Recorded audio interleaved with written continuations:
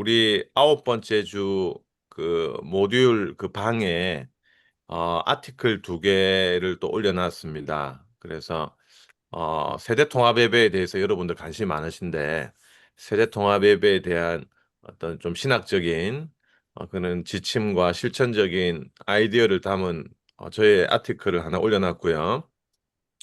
그다음에 또 이제 세대 통합 예배도 관심이 많으시지만 여러분들이 주일 학교에 대한 관심도 많으실 것 같아요.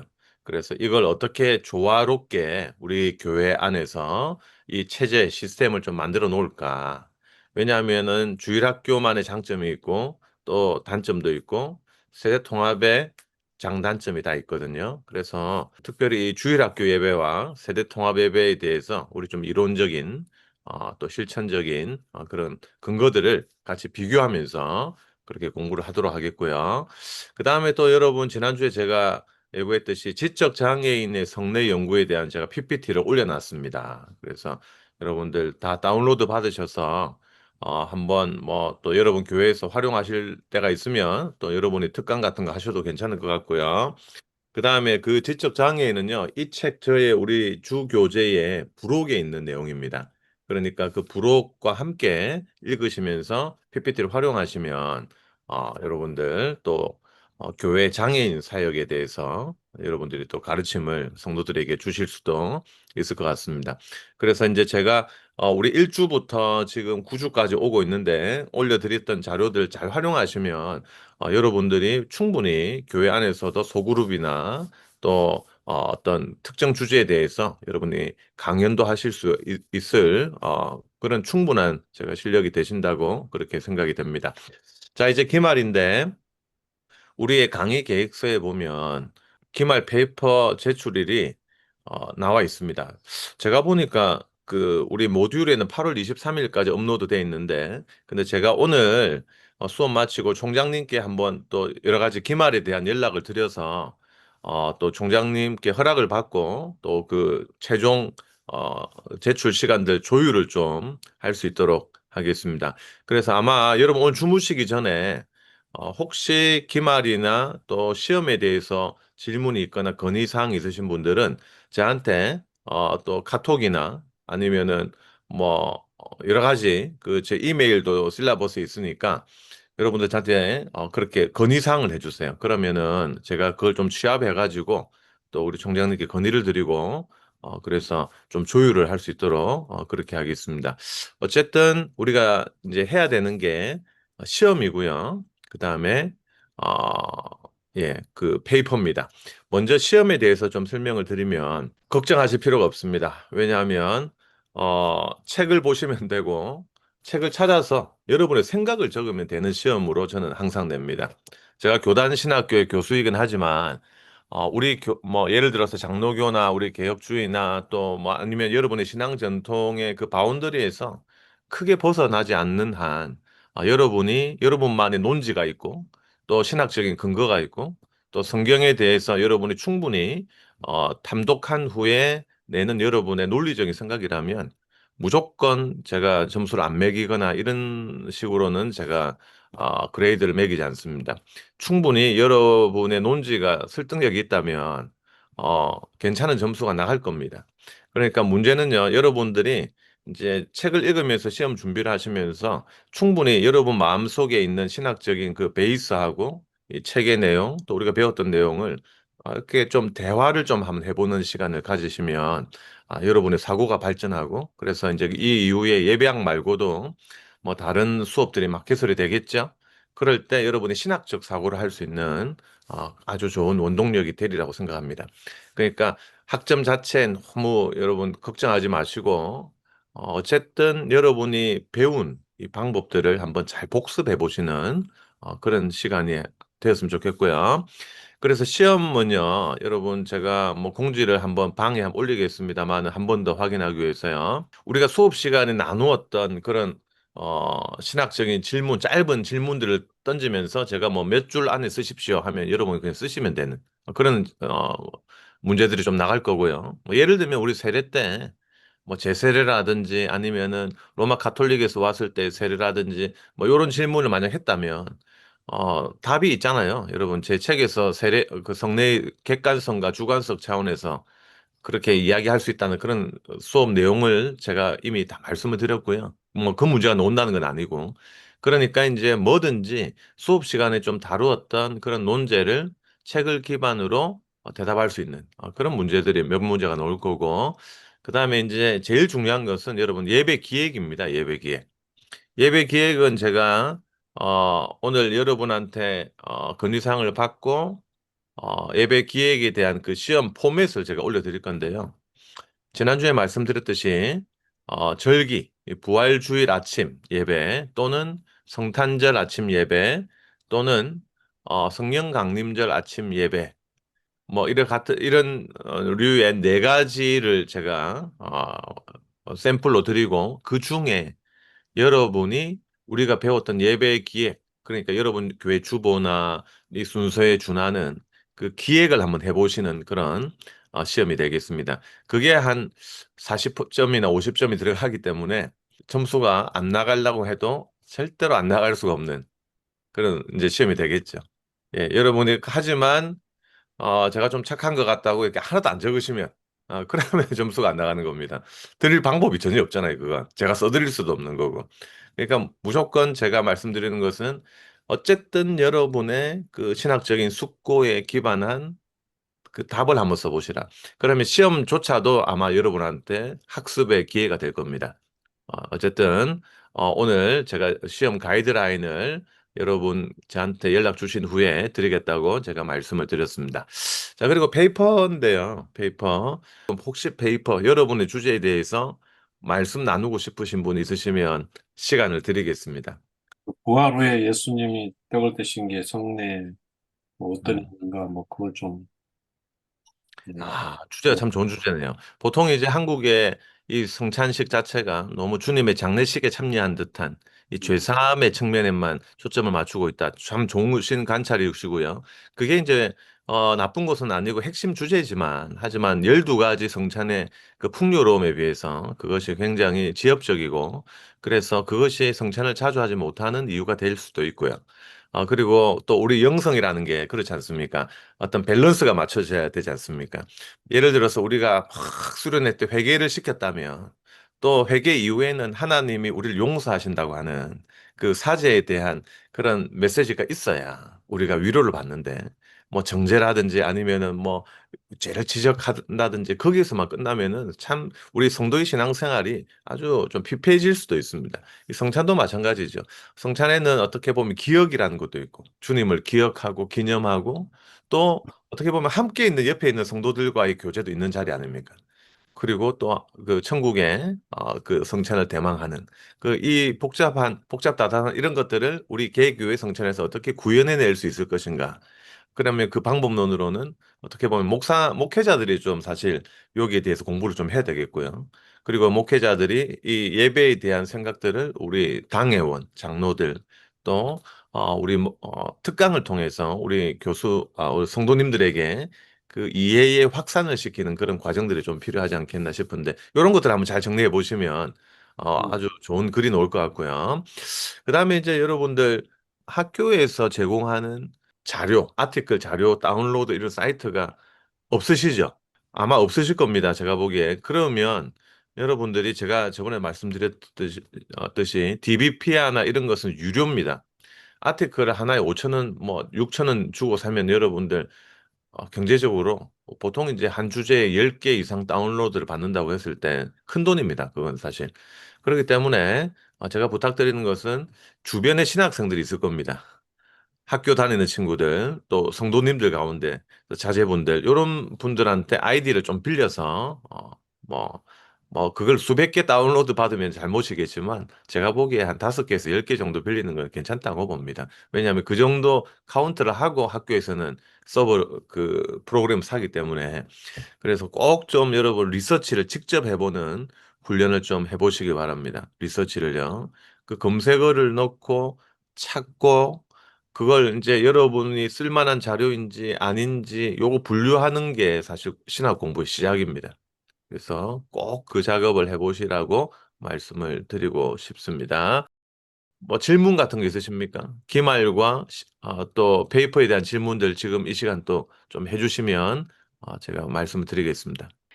저는 그 청각 장애인에 대해서 지금 그 준비를 해보려고 하게 한 케이트를 만들어 가지고 일단 한 세 번만 일단 돌렸습니다. 부탁을 네, 드려놨거든. 이제 다음 주까지 좀 달라고 일단 네, 해놨는데 저희들은 일본인 교회인데 저 한인 교회인데 일본인들이 청각 장애인들이 조금 많이 계세요. 시각 장애는 전혀 없고 그냥 청각 예, 장애인들만 좀 있어서 나름대로 우리하고는 좀 동떨어진 것 같은데도 그래도 뭔가 좀 잘하시는 것 같아서 앙케이트를 AI한테 짜달라 그래가 물어 일본어로 번역해가지고 어저께 지금 네네네, 일단은 보내놨는데 그 네네. 자료를 보고 뭐 좀 찾아보려니까 뭘로 찾아야 될지를 전화지 찾는 방법을 모르겠어요. 좀. 인터넷으로 제가 한번 음, 같이 한번 볼까요, 우리가? 예, 저희 예, 학교도 사실 사이트가 유료가 있긴 한데 뭐 제가 예. 한번 지금 학교 홈페이지에 한번 들어가서 여러분들하고 한번 찾는 걸 한번 같이 보면 좋겠습니다. 근데 저희 학교에는 프로캐스트 같은 고급 요 자료는 없거든요. 제가 저희 도서관에 찾아가서 띄울 테니까 모듈에 들어가셔서 우리 그 예배학 방에 들어가셔서 여러분들 아티클 2개 다운로드 받으시고 그다음에 지적 장애인에 대한 PPT를 다운로드 받아주시면 감사하겠습니다. 화면을 띄웠는데 한번 공유 한번 보시겠습니까, 여러분? 저희 학교 도서관 홈페이지인데요. 여기 보시면은 뭐 한국에서는 DBPR을 좀 많이 쓰고 있고요. DBPR 한번 클릭해 볼게요. 자, 여기 가시면요. 이제 보통 이제 저희 학교에서 이제 돈을 냈기 때문에 이제 이렇게 들어갔고 여러분은 개인적으로 이렇게 DBPR 들어가실 수가 있고요. 이제 키워드를 한번 해보죠. 그러면 이제 성차를 한번 쳐보는 거죠. 그 좀 브로드한 주제이기 때문에 엄청 많이 나오겠죠.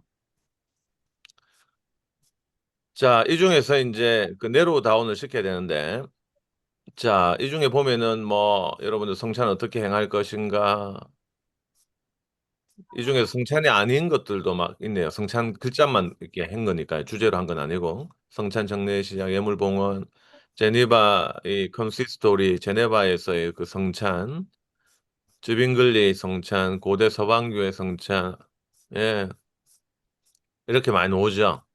그죠? 그래서 이런 것들을 한번 어 보시면 좋습니다. 뭐 요 안에서도 뭐 주제 분류 그죠? 인문학이겠죠. 인문학에서 종교일 겁니다. 그죠? 그럼 종교학으로 들어가면 기독교 신학, 가톨릭 신학, 그럼 가톨릭의 성찬론, 기타 종교학, 그죠? 우리 크리스찬, 우리 프로테스탄트 발행 연도도 여기 나와서 여러분들이 최신 논문, 또 이전 논문, 저널도 여기에 유명한 저널들이 나오네요. 한국의 가톨릭 신학, 개혁논총, 갱신과 부흥, 예, 뭐 이런 것들 이렇게 다 나와 있습니다. 자, 그다음에 이제 자료 유형도 나와 있고요. 그다음에 이제 한국에서 조금 권위 있는 것은 KCI 등재지가 조금 권위가 있고 이 말은 이제 그 저널 회사에서 관리를 한다는 겁니다. 철저하게 나라 기준에 맞춰서 이제 그 기준에는 못 들어갔지만 그래도 어느 정도 수준을 갖춘 것이 KCI 등재 후보지입니다. 아까 이제 청각 장애에 대한 이야기를 하셨는데 뭐 청각 장애 한번 쳐볼까요? 청각 장애 모바일 접근성 청각 장애인을 위한 뭐 다양한 여기에 뭐 교육학적인 저널이 주로 되겠죠. 장애인 재단 교육학회, 특수교육학회 이제 이런 게 나오는데 한번 기독교 한번 쳐볼까요? 뭐 이런 게 있네요. 청각 장애 아동을 위한 기독교 교육학적 통합 연구 그죠? 교육하고 연결을 시키시려고 하시는 거 아니에요? 그 종교하고 교육하고 장애에 대한 기독교와 이슬람의 이해 비교 연구 뭐 이런 것도 있고 예. 요 안에는 그냥 아티클도 있지만 학위 논문들도 요즘 올라오네요. 기독교 중심, 기독교와의 관계, 교회 내 청각 장애인 부서 수호 통역사의 소진 경험, 선교적 조망, 청각 장애인 복지의 선교적 조망 예, 이런 것도 있고요. 또 뭐 청각 장애, 뭐 장애 신학 이런 것도 한번 검색해 볼 수 있겠죠. 디서빌리티 시올로지 같은 거 있잖아요. 장애 신학 이런 것도 있네요. 종교학적으로 하려면 장애 신학. 중증 지적 장애 양육자 인식 정확화 신학자 과제. 예. 장애 신학에 대한 우리가 신학적인 접근을 할 수 있잖아요. 이 장애라는 것이 교육학적으로 특수교육의 접근으로 장애를 우리가 볼 수 있지만 종교학적이나 아니면은 뭐 예를 들면은 기독교적 관점에서 볼 수도 있고 또 신학적인 장애 신학적인 disability theology 측면에서 볼 수 있죠. 그다음에 지적 장애인 세례 신학적 정당성 이런 것도 있네요 보니까. 예. 뭐 아니면은 또 영어로도 검색이 가능합니다. 여기도 키워드를 영어로 disability라고 한번 쳐 봤어요. 그래서 영어를 잘하시는 분들은 요런 것도 있네요. disability statistics 이 장애에 대한 통계 예 요 자료도 있고요. 이렇게 장애의 그 역사에 대한 거 예. 성찬 같은 것도 로스펄 치면 영어 논문들도 많이 나와 있을 것 같아요. 그죠? 영어에 기반한 예 칼빈의 성만찬론 뭐 예 어 unworthy partaking 그죠? 자 요런 것도 참여에 대한 그 문제에 대한 그런 논문도 있고요. 신학논단 연세대에서. 예. 독일어 논문들도 나와 있네요. 웨슬리안 이 성찬에 대한 것도 나와 있고 성찬에 있어서 그리스도 현존에 대한 이런 논문도 있고요. 뭐 많이 있습니다 보니까. 초대 엄청 많을 거예요. 그래서 인제 문제는 내로 다운을 시켜야 됩니다. 그냥 성찬이면 성찬 너무 방대하죠. 책을 수십 권 써도 끝이 없겠죠. 수천 뭐 몇 세기 동안 논쟁이 되어 왔으니까요. 말씀하시기를 그 한국 교회 성찬이라는 또 내로 다운을 시키셨고 또 한국 교회 성찬 가운데서도 그 성찬의 그 의미에 대한 또 내로 다운을 시키셨고 인제 그랬기 때문에 인제 충분히 10 페이지 안에 들어갈 수 있는 내로 다운이 된 거죠.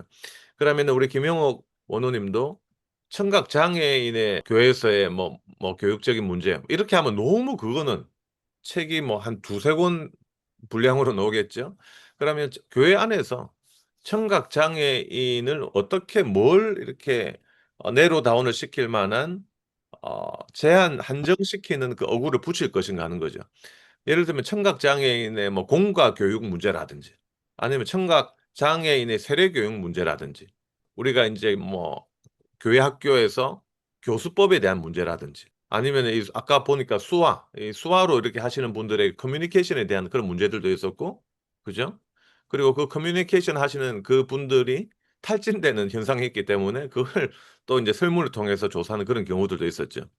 또 그것뿐만 아니라 인제 우리 김영옥 원로님 같은 경우에는 아이들의 종교 발달에 대한 연구들이 좀 있거든요. 그러니까 인제 어느 정도 이해하고 신앙 그 나이가 인제 듦에 따라서 어느 정도 이해할 수 있는가. 그죠? 하나님의 개념에 대한 이야기 뭐 그런 것도 좀 접목할 수 있는 충분한 근거가 될 수 있을 것 같아요. 그래서 한번 요번 주에 이 검색을 좀 해 보시고 일단 여러분들이 하실 일은 제목과 주제문 한 문장을 한번 잡아 보세요. 저한테 그래서 보내 보세요. 그래야 10 페이지 안에 될 건지 안 될 건지가 제가 어 가르쳐 드릴 수 있을 거 아니에요. 그죠? 타이틀을 정확하게 청각 장애인들의 전도 방법에 대해서 조금 예, 우리하고 달리 어떤 식으로 전도를 사람들 접근하고 하는가 그 좋습니다. 신앙생활을 권유할 때 정말 예수님 대해서 내가 자랑할까요? 소개할까요? 식으로 네. 말하듯이 그리고 인제 쪼끔 인제 첨언을 하자면은 일반 예, 교육학 논문을 좀 찾아보시면서 청각 예. 장애인들이 어떻게 학습하는가에 대한 학습하는 거, 그걸 예, 좀 연구를 해 보시면 그 음, 학습과 종교적인 교육과의 연결성이 뭔가 나올 것 같아요 고리가. 그죠? 예, 예, 일반적으로 청각 장애인이 어떻게 학습하는가 뭐 수화로 하는데 음, 그게 이제 음, 어떤 메커니즘을 통해서 어떻게 성장하고 발전하는가를 우리는 또 종교의 영역이잖아요. 그러니까 인제 예, 종교적인 심상도 우리 청각 장애인들이 어떻게 어떤 과정을 통해서 받아들이고 어떻게 할 때 더 잘 받아들이는가. 인제 요걸 좀 연구하다 보면 이제 전도 전략이 나오겠죠. 그죠? 음, 그러면은 그 음, 전략들을 어 뭐 결론 전에 어떤 음, 대안이나 방법론으로 제시하면 아주 균형 잡힌 그런 소논문이 완성이 될 것 같아요. 제가 보니까 아주 잘 생각하셨습니다. 이래 먼저 네, 선포하면 이제 자기 논문이 되는 거죠. 그죠? 예 네, 두 분 해보겠습니다. 보니까 하실 수 있을 것 같고요. 우리 이정도 원우님도 이제 문제의식이 충분하잖아요. 이 한국교회 성찬을 오랫동안 성도로서 참여를 해봤는데, 어, 이 수많은 의미 중에 요것만 집중할 수밖에 없는 거. 그 생각해 보니까 왜 이럴 수밖에 없었느냐 하는 것이죠. 뭐, 그걸 이제 조금 이제 우리, 프로테스탄트 역사를 보면, 주로 이제 주님의 속죄와, 그리고, 또 우리를 위해서 피 흘리신 대속에만 초점을 맞췄기 때문에 사실 성찬이 풍성하지 못했고, 하지만 성찬을 연구해 보니까 이런 어떤 학자는 성찬을 다섯 가지로, 뭐 브릴리오스 같은 성찬 학자는 다섯 가지로, 잔 위플릭 같은 학자는 12가지로 이런 의미들을 우리가 성경에서 볼 수가 있는데, 이 풍성하게 되면 뭐가 좋느냐, 뭐 이런 것들을 논의할 수 있을 것이고, 그렇다면 이렇게 풍성한 성찬이 되기 위해서는 우리가 한국 교회가 뭘 좀 더 준비를 하고 또 어떤 프로세스를 겪어야 되겠는가? 뭐 그러면은 이제 뭐 예를 들어서 교단의 예식서에서 이런 것들 충분히 다룰 필요가 있고, 목회자들을 교육해야 되는 이 신학교에서 제대로 가르쳐야 될 것이고, 그리고 이미 졸업해서 어쩔 수 없다면은 그 목회자를 재교육할 수 있는 어떤 그 예배에 대한 그런 교육들이 필요하고, 뭐 이런 아이디어가 나올 수가 있겠죠. 그래서 이런 것들을 정리를 한번 해 보시기 바랍니다. 저는 좀 평소에 세대 통합 예배의 필요성을 좀 많이 생각하고 있던 차였거든요. 오늘 그럼 수업을 잘 들으시면 될 것 같습니다. 근데 그 네. 주제를 이제 네. 이민교회에서의 세대 통합 예배가 사실 한국 교회보다 더 좀 어려운 면이 있다. 왜냐하면 맞습니다. 언어적인 또 문화적인 그 다음 세대와의 다소간의 차이가 있기 때문에 더 어렵기는 하지만 그럼에도 네. 불구하고 뭐 느헤미야서에 보면은 남녀노소가 다 예배하는 장면도 나오지 않습니까? 그래서 네네. 그게 좀 세대가 다 모여서 하는 예배가 네. 성경적인 예배다라고 좀 기본적인 그런 그 아이디어를 갖고 있어요. 그래서 네네. 이렇게 아이들과 분리된 예배에 부작용이 참 있을 거라는 생각이 좀 들고 좀 맞습니다. 아쉬운 점이 많아서 그 네. 부분을 좀 근데 뭐 연구가 많이 돼 있을 것 같긴 한데 뭐 제가 자 뭐 교육학에 대해서도 문외한이고 해가지고 좀 네. 뭐 좋은 논문이 나올 수 있을까 그런 생각은 하고 있습니다. 근데 그 주제는요, 만약에 앞으로 공부를 하셔서 만약에 미국에서 석박사 논문을 쓰신다고 하면 아직 미국에서 우리 한인들이 안 다룬 주제 중에 하나입니다. 음, 왜냐하면은 그냥 세대통합에 대해서 논의를 할 때 아까 말씀하신 언어나 문화에 대한 것들을 우리가 한국에서는 다룰 필요가 없잖아요. 근데 네. 인제 이 한인교회에서는 이 언어가 달라지고 EM과 또 KM 이게 나누어지다 보니까 진짜 제가 다녀왔던 뉴질랜드나 호주의 교회들 같은 경우에 그다음 세대가 급격하게 무너지는, 완전히 뭐 교회가 반 정도 난 게 아니라 그냥 어른 세대 빼고는 다 나가 버리는 이런 일들이 지금 벌어지고 있습니다. 뭐 하나님 나라 관점에서는 뭐 "미국 교회는 교회 아니냐." 뭐 "호주 교회는 교회 아니냐." 그 뭐 "거기 가서 잘하면 되지." 이렇게 말을 할 수도 있겠지만, 하지만 또 어떻게 보면은 우리 문화적인 정체성, 또 우리 가족 중심의 부모님 세대와의 그런 긴밀한 유대, 또 우리 한인 사회를 지탱하는 그 중요한 그 근간이 흔들려 버리는 그런 일들이 일어나서 사실 이 분야의 연구가 필요한데, 저는 사실 여기에 대해서는 한 7-8년 전부터 관심은 있었으나 이 방학 때도 제가 지금 9 주째 뭐 수련회장 뛰어다니고 학교 처장으로 일을 하다 보니까 쓸 시간이 없어요. 근데 원우들 중에서도 이런 주제들을 이제 그 미국에 계시기 때문에 좀 이런 오늘 제가 말씀드리는 이런 아티클들 좀 읽어 보시고 또 발전을 시키시면 보다 누구보다 더 좋은 글을 저는 쓸 수 있으리라 보거든요. 그래서 거기에 대해서 꼭 좀 한번 해 보시면 좋겠고, 오늘 제가 하는 것은 일단 그 한국의 컨텍스트 속에서의 세대 통합에 대한 그 신학적인 이슈만 주로 말씀하겠지만, 오늘 방금 말씀하신 요런 데 대한 포인트를 가지고 조금 접근을 하시면 아마 제가 보기에는 진짜 좋은 논문이 나올 거예요. 사실 지금 한인교회 지금 몇 세까지 내려가 있죠? 우리 장 집사님 교회 같은 경우에는요. 저희 같은 경우 이제 교회가 일단 40년이 됐기 때문에 네네. 3세대까지 있습니다. 3 세대요. 예. 아, 이제 곧 4 세대까지 내려가겠네요. 예, 근데 이제 그 처음에 교회 처음 시작했던 그 초기 멤버들 같은 경우는 네. 그 이제 1세대, 2세들이나 1.5세들이 처음에 이렇게 예배를 좀 같이 하다가 이제 커지면서 분리가 네, 됐기 때문에 굉장히 네, 거기까지는 전수가 잘 됐는데 네, 네. 이제 교회가 확장되고 나서부터는 아예 뭐 유치원, 뭐 초등부, 중등부 해가지고선 교회 가면 딱 갈라져 버리거든요. 예, 예. 예, 이게 그러고 나서는 무슨 이제 저 절기 때 뭐 성탄 예배 정도 한번 이렇게 다 같이 하는 건 네, 네. 있어도 네. 뭐 나머지는 그렇게 예배를 같이 하는 경우는 참 드문 것 같습니다. 예. 그러니까요. 보통 이제 한국에서도 세대 통합에 대한 관심은 있지만, 하지만 뭐 교회가 좀 사이즈가 커지고, 또 주일 학교가 너무 성장을 하면, 이게 이제 분리된 상태에서 대학교까지 가버린단 말이죠. 이제 그러다 보니까 이제 세대 통합을 하긴 하지만, 절기 때 한 세 번? 많아도 한 네 번? 이 선에서 이렇게 만나다 보니까, 사실 그게 단회성인 행사로, 이벤트로 그치는 경우들이 많죠.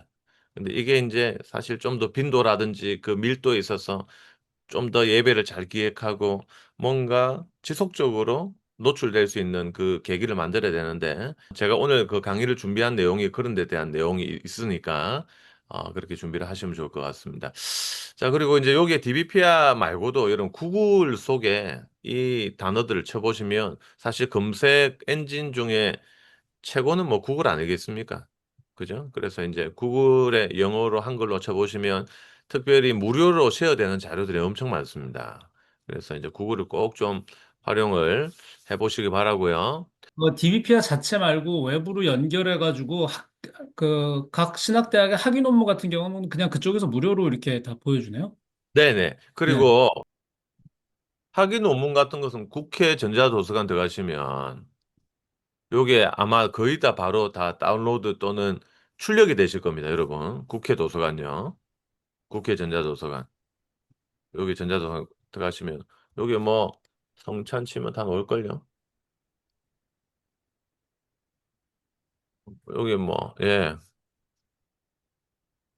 그 다음에 학교 홈페이지로 들어가셔도 되고, 여기 원문보기 다운로드 다 되네요, 요즘은.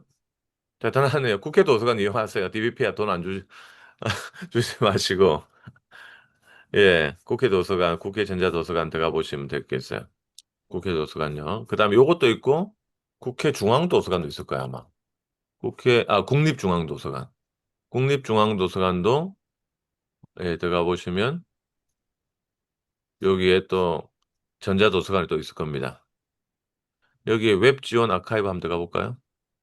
제가 뭐 요런 거 안 쓰기 때문에 평소에 제가 잘 모르겠는데 하여튼 들어가시면 전자도서관 여기도 다 있습니다. 국립중앙도서관도. 그다음에 이제 요게 이제 보통 이제 아틀라 요거 많이 쓰잖아요. 아틀라. 이게 제가 이 아이디를 모르겠네요. 제 학교 아이디가 있는데 다음 주에 제가 아이디를 확인하고 요거 한번 아틀라 쓰는 법을 한번 보여드리겠습니다. 보통 이제 미국에서 요거 여러분 그 교회 학생들 그 학교 홈페이지에 이거 다 들어갈 수 있을 거예요. 그래서 요거 여기에 보면 영어 아티클들이 다 있습니다. 거의 다 있어요. 프로캐스트하고 그걸 다음 주에 한번 같이 보겠고요. 요것도 이제 학교에서 이제 이 아티클을 해서 여기에 홈페이지 들어가 보시면 아마 이거 여러분 제가 한번 올려드릴게요. 여기에 들어가셔도 아까 DBP하고 똑같이 뭐 예를 들면 지적 장애다. 어마어마한 자료가 다 있습니다. 국내에. 그리고 뭐 예를 들면은 뭐 인펀트 유아성찬 한번 쳐볼까요? 유아성찬에 대한 논쟁이 많잖아요. 예, 이런 논문들도 예, 많이 있습니다. 성찬 이해에 대한 뭐 이런 것도 있네요. 저도 저번에 말씀드린 것처럼 카톨릭을 어렸을 때 경험한 예, 적이 있어서 그때 성찬하고 다 참석을 했었거든요. 영세를 받고. 개신교에서 개종을 하면서 성찬을 다시 접하게 됐잖아요. 그러면서 이제 그 예, 전통이 한국교회에서 어떻게 다르게 발전했는지 이런 거에 대해서 좀 네.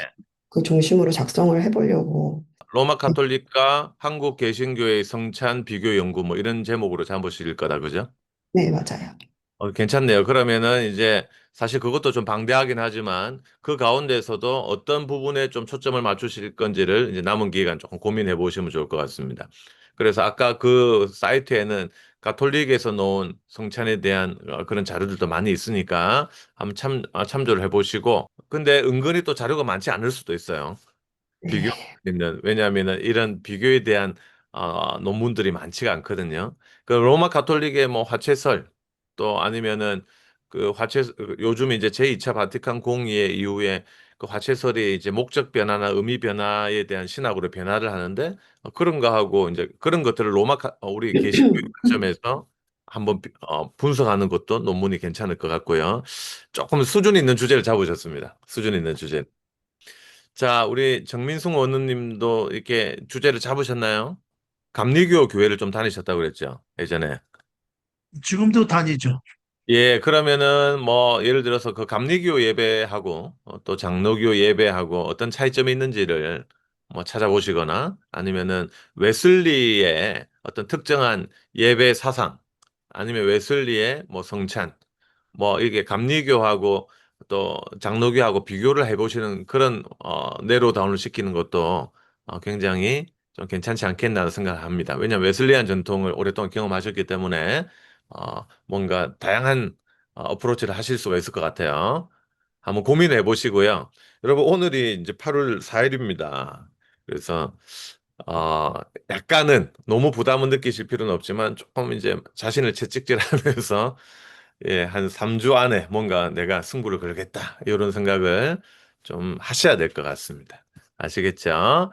자, 그러면은 이제 오늘 수업 진행을 한번 해보겠습니다.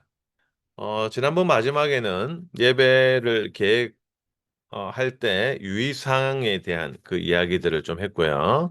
마지막에는 CRC에서 제공했던 당신은 예배를 계획하기 위해 부름받았습니까? 하는 그걸 보면서 우리가 마지막 마무리를 했었죠. 자, 예배 기획. 사실 이제 여러분한테 지난주 강의할 때 제가 교회력을 활용하면 좋다 그 이야기를 했습니다.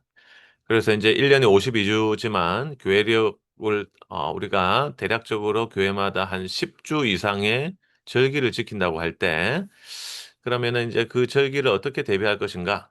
지난주에 이제 벤더빌트 대학교 홈페이지 렉셔너리를 활용하는 법에 대해서 말씀드렸고 그래서 이제 그 절기마다 본문이 정해져 있고 신약과 구약과 시편을 그렇게 정리한 그 자료가 3년 주기로 진행이 된다. 그래서 1월 A, 2월 B, 2월 C 이렇게 해서 우리가 어, 설교 본문 정하는 것은 어렵지 않다. 그렇게 말씀을 드렸습니다. 그죠? 기억나시죠?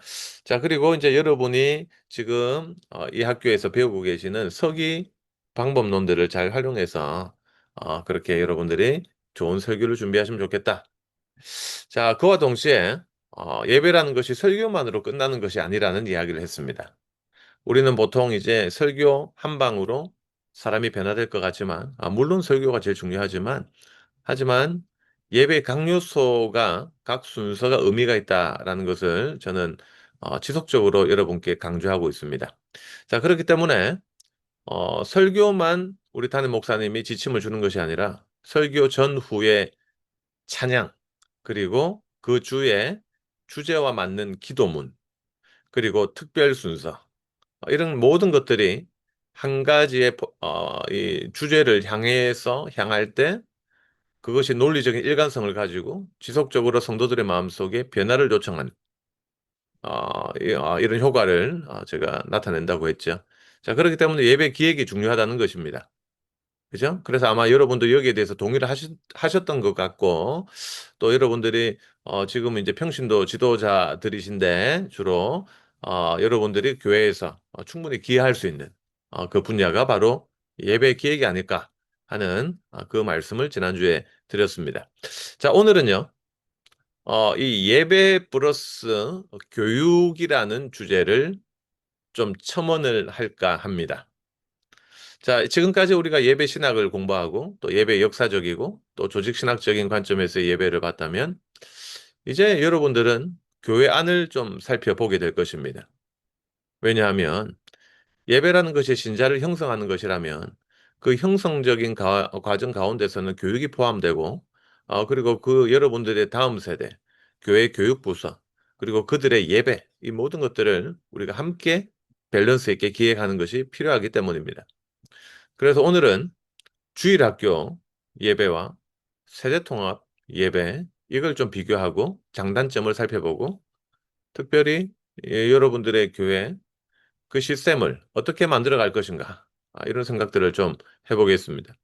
두 번째로 짧은 시간이지만 포스트 코로나 시대에 예배가 어떻게 변화했는가를 좀 살펴보고자 합니다.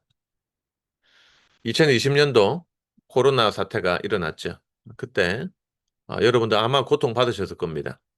한국보다 아마 한국도 철저하게 검역이라든지 사회적 거리 두기를 했는데, 아마 미국은 저희보다 더 선진국이니까 더 철저하게 하지 않았을까 하는 그런 생각을 해봅니다. 그때 이제 우리 교회 예배가 많이 위축됐죠. 그래서 한국은요, 이 통계에 따르면 그때 성도들의 한 30%가 교회를 떠나갔다는 통계가 있습니다. 지금 회복되고 있지만 돌아오지 않는 성도들이 많습니다. 그때 우리가 경험했던 것이 온라인 예배, 온라인 성찬이죠. 이런 논의들을 좀 오늘 하면서 또 다른 팬데믹이 올 수 있지 않습니까? 말 세고 여러분 이 기온 올라가는 거 보시면 이 정상이 아니에요, 보니까. 자, 근데 이제 이 상황 속에서 또 다른 그런 상황이 벌어진다면 과연 그때 우리 교회는 어떻게 해야 될 것이고 어떻게 대비해야 되겠나 하는 그런 논의들이 좀 필요할 것 같습니다. 거기다가 여러분 또 오늘 지적 장애에 대한 강의, 이렇게 우리가 세 가지를 좀 살펴보면 아마 시간이 부족할 만큼 이렇게 시간이 다 흘러갈 것 같습니다. 세대통합 예배와 또 주일학교 예배를 비교하도록 하겠습니다. 여러분, 그 제 책에 세대통합 예배가 있습니다. 10장, 챕터 10장. 어떤 주제가 있는가를 좀 살펴주셔야 돼요. 세대통합이 참 지금 한국에서는 아주 중요한 이슈가 되고 있습니다. 왜냐하면 지금 한국 교회 세대 속도가 지금 뭐 너무 심각합니다. 그래서 어떻게 하면 살릴까? 이제 이런 움직임이 일어나고 있는데, 근데 참 쉽지가 않는 것 같아요. 저도 참 강의를 많이 다니고 있습니다만은 오늘 같이 우리가 좀 함께 고민을 해 봤으면 합니다. 여기에 대한 PPT는 제가 다음 주에 좀 정돈을 해서 올려드릴게요. 코로나 이야기를 좀 해야 될 것 같은데요. 자, 여러분, 코로나 때 참, 우리 무서웠지 않습니까? 저도, 두렵지 않습니다, 여러분. 했지만, 무서웠습니다. 왜냐하면, 이 백신도 없었고, 또, 백신 안 맞는다고, 맞는다고 안 걸리는 것도 아니고, 약도 없었고.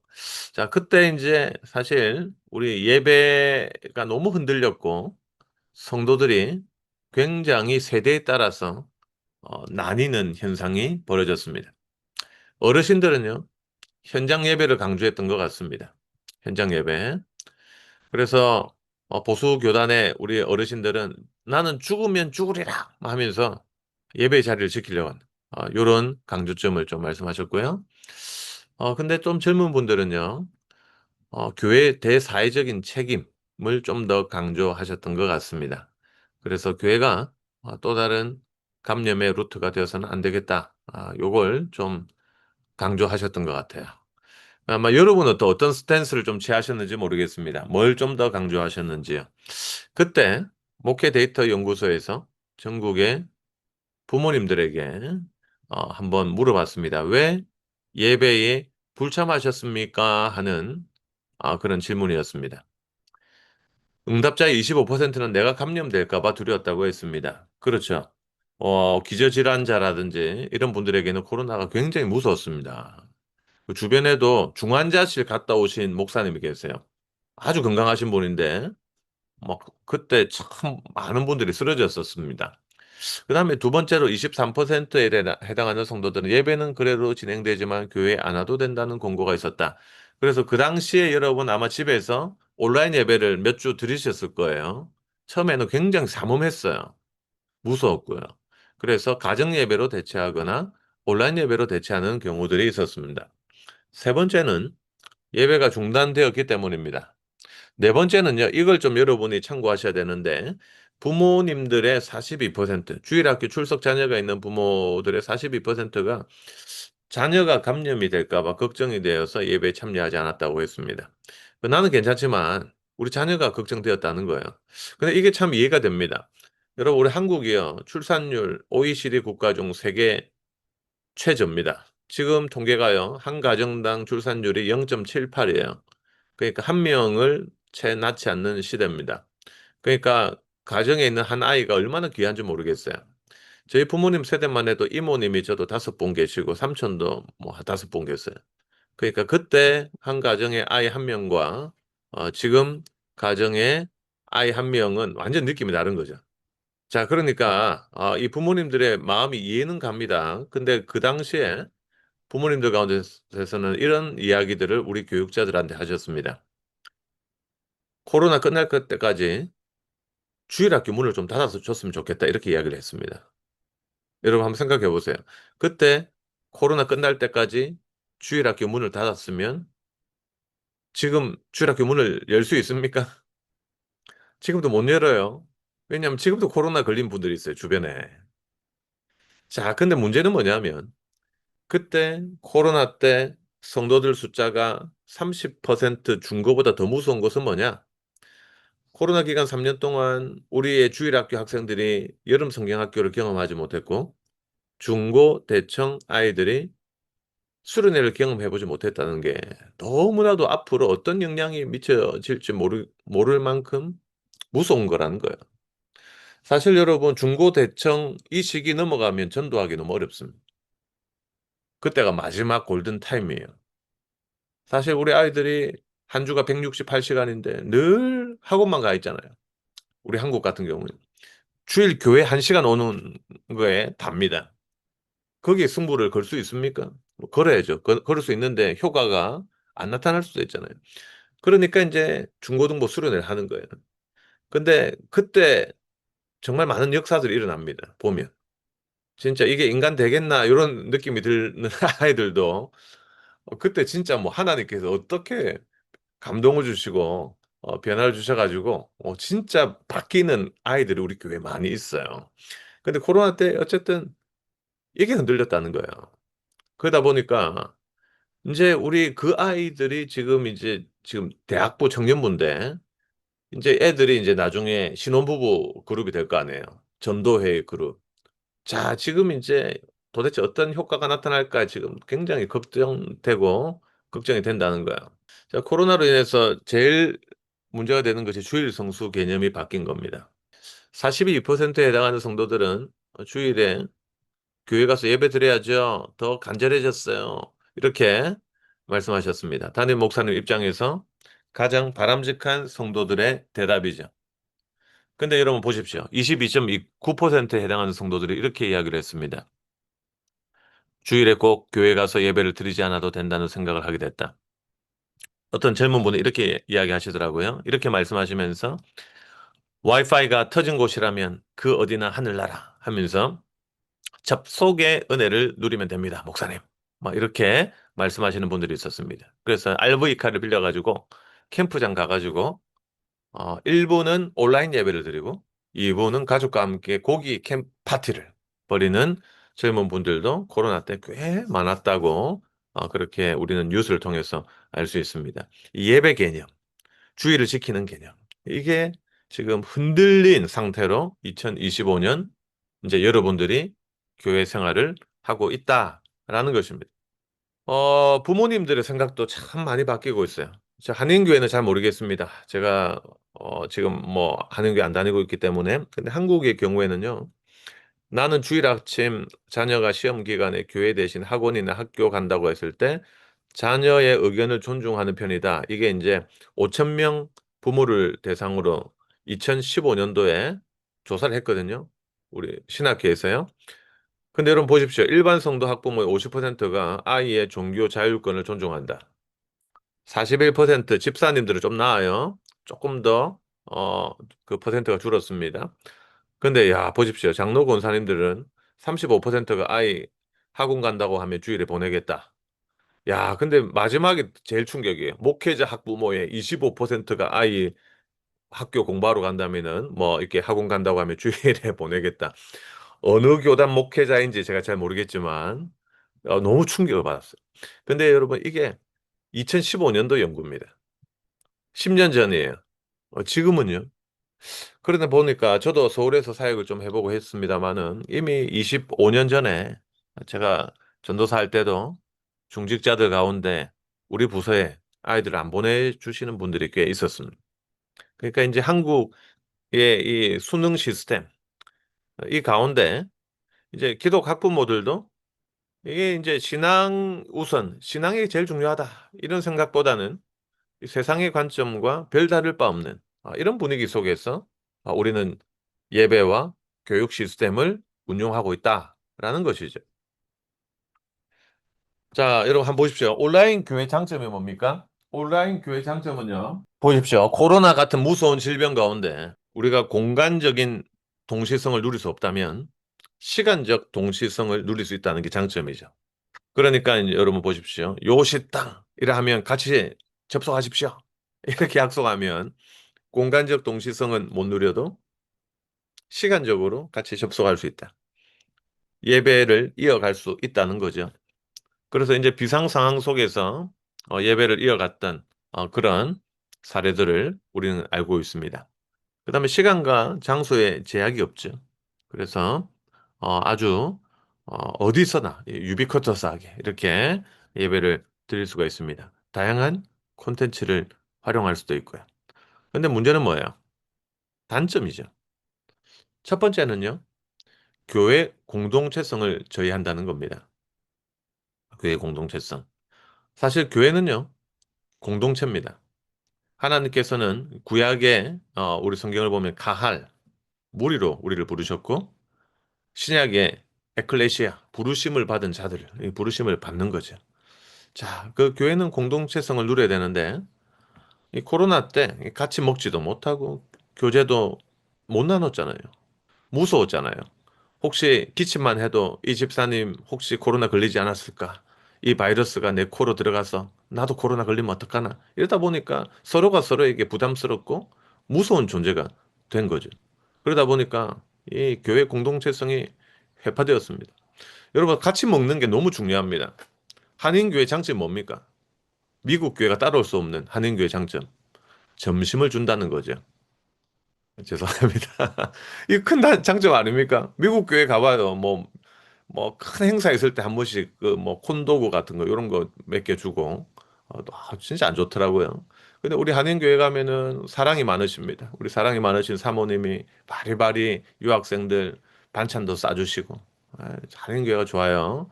어쨌든 이 같이 먹는다는 게 너무나도 신학적으로도 성찬만큼은 아니지만 성찬 뭐 거의 근접할 정도로 우리 공동 식사가 중요한 것인데 이제 이게 흔들리는 거죠. 그다음에 이제 사실 여기에 나와 있는 2번과 3번, 4번 요거는 여러분 다 아시는 거지만 온라인 예배에 큰 단점이 있었습니다. 그것은 나도 모르게 내 마음속에 소비자 중심적인 마인드를 만든다는 것이었습니다. 소비자 중심적. 여러분 제가 올해 이제 2만 뷰짜리 제 이제 저를 소개하는 콘텐츠가 하나 있었지만 근데 사실 한 8년 동안 정말 인기가 없었던 것 같아요. 그래서 유튜브에 저의 최대 콘텐츠 조회수는요. 지난 8년 동안 3,300뷰였습니다. 와, 여러분, 꽤 교수님 많은데 너무 겸손하신 거 아닙니까? 이렇게 말씀하시면 안 돼요. 왜냐하면 그 3,300뷰 중에 제가 한 10번 넘게 클릭했습니다. 왜 콘텐츠에게 조회수가 안 올라 하면서 10번 넘게 콘텐츠를 클릭했고 저희 두 딸에게 아빠 콘텐츠 한번 봐. 너무 재밌어. 좋아. 하면서 좀 많이 눌러달라고 제가 베스킨라빈스를 사주면서 부탁을 했습니다. 애들이 도와줬겠죠? 그런데 이제 저희 집사람한테는 부탁을 잘 못하겠더라고요. 이게 남편으로서 자존심이 있으니까. 그 부탁을 못했는데 아마 우리 집사람도 남편을 돕겠다고 막 도와줬을 겁니다. 그래 해도 3,300뷰입니다. 근데 그 무렵 제가 아주 충격적인 신문 기사를 봅니다. 크리스찬 투데이라는 신문에 헤드라인이 이렇게 나와 있었습니다. 코로나 기간 서울의 찬양으로 유명한 한성교회 그 간사님 이름이 김윤진 간사님이라고 아주 유명한 분이 계세요. 김윤진 간사 찬양 조회수 1천만 뷰 기록해. 여러분, 김윤정 간사님이 아이돌이 아닙니다. 예. 아주 뭐 세계적인 그 뭐 그룹 뭐 그런 데 속한 분이 아니고 뭐 우리한테는 유명하신 분이지만 찬양 사역자님이잖아요. 근데 그 기간 동안에 1천만 뷰를 기록했다는 게 얼마나 수많은 분들이 이 온라인상에서 헤매고 있었나 하는 것입니다. 어떤 목사님이 조사를 해봤어요. 자기 설교 조회수가 코로나 때 폭발적으로 증가하더래요. 그래서 너무나도 감사한 마음에 도대체 이분들이 누가 뭐 어느 정도 들어왔고 또 얼마나 내 설교를 봤나라고 그렇게 조사를 해봤답니다. 원래 그 관리자는 그게 볼 수 있거든요. 클릭해 보니까 자기 조회수는 한 100배 늘었지만 설교 평균 시청 분수가 여러분 놀랍게도 3분이었다고 합니다. 그러니까 3분 하면 떠오르는 게 뭐예요? 오뚜기죠. 3분 카레도 아니고 말입니다, 여러분. 목사님 예배 설교를 딱 들어와 가지고 느낌을 보는 거죠. 그러면서 오늘 좀 힘들겠는데? 오늘 좀 아닐 것 같은데? 바로 그냥 목사님 죄송합니다 하면서 이제 다른 교회로 옮기는. 이게 여러분 뭡니까? 소비자 중심적인 마인드를 만드는 거죠. 자기 소견에 옳은 설교 스타일, 또 자기가 좋아하는 찬양 스타일을 제공하는 그 서비스를 제공하는 교회로 많은 분들이 이동하고 있다. 이제 코로나가 끝나고 물론 그분들이 우리 교회에 와 있지만 부작용은 이거예요. 우리 교회에 대한 만족감들이 확 떨어지고 있다는 거죠. 이 비교하면서 왜 우리 교회는 이렇게 좋은 점들이 많고 장점들이 많지만 이게 부족하고 저게 부족하고 결국 이 지역교회에 대한 사랑들이 좀 많이 식을 수도 있다는 놀라운 또 단점들이 있습니다. 이게 참 코로나 이후에 우리가 이제 코로나 시기를 복귀하면서 떠올려 볼 수 있는 그런 장단점이 아닌가 하는 그런 생각이 듭니다. 자, 이런 가운데서 이제 여러분들은 이제 주일 학교를 운영을 해야 되는데 앞으로 이 한국 교회가 쉽지 않을 겁니다. 이 한국 교회만 그런 게 아니라 세계적으로요. 왜냐하면은 한인교회도 지금 이제 여러분 세대의 신앙 전수에 어려움을 겪고 계시고 또 한인 아이덴티티를 유지하기도 쉽지 않으실 거고요. 그리고 한국도 마찬가지예요. 지금 이제 한국의 청년 전도율이요. 청년 기독교 분포율이 3.8%입니다. 100명의 중학생을 모아놓고 교회 다니는 친구 손들어 보라고 했더니 4명이 채 손을 안 드는 시대가 왔어요. 여러분 학창 시절에 한국에서의 학창 시절하고 비교하면 상상이 안 되죠. 그죠? 뭐 요즘 중학교, 고등학교, 점심시간에 기도하는 애들이 없답니다. 밥 먹기 전에. 눈 감고 일어나면 계란 후라이가 사라질 수도 있기 때문에 그런 거 아닌가. 뭐 이렇게 생각할 수 있겠지만, 어쨌든 내가 기독교인이다. 나 교회 다닌다. 이렇게 이야기하기도 쉽지 않는 그런 세상적인 분위기 속입니다. 청년은 더 심각하죠. 100명 중에 3명이 채 교회 안 다니는 시대. 그러니까 여러분, 제가 너무 이 퍼센트를 보고 놀랐는데, 모 성교학 교수님한테 물어봤어요. 유명하신 성교학 교수님한테, 성교지와 비성교지를 구분하는 인구 분포율은 몇 퍼센트 정도 됩니까? 이렇게 물었어요. 그때 성교학 교수님이 5% 정도로 보시면 될 것 같습니다. 이렇게 이야기를 했어요. 자, 그러니까 여러분, 해외 선교, 뭐 아프리카, 뭐 우간다, 뭐 이렇게 우리가 도와주는 것도 중요하지만 따지고 보면 여러분 교회 중고 대청이 선교제예요. 야, 이거 심각한 거 아니에요?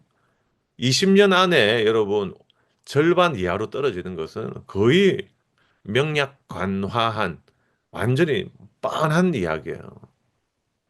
근데 아까 말씀드렸던 그 아프리카 나라들 선교지라고 우리가 생각하지만 뭐 그걸 뭐 폄훼하거나 이런 게 아니라 기독교 분포율이 우리나라보다 높더라고요.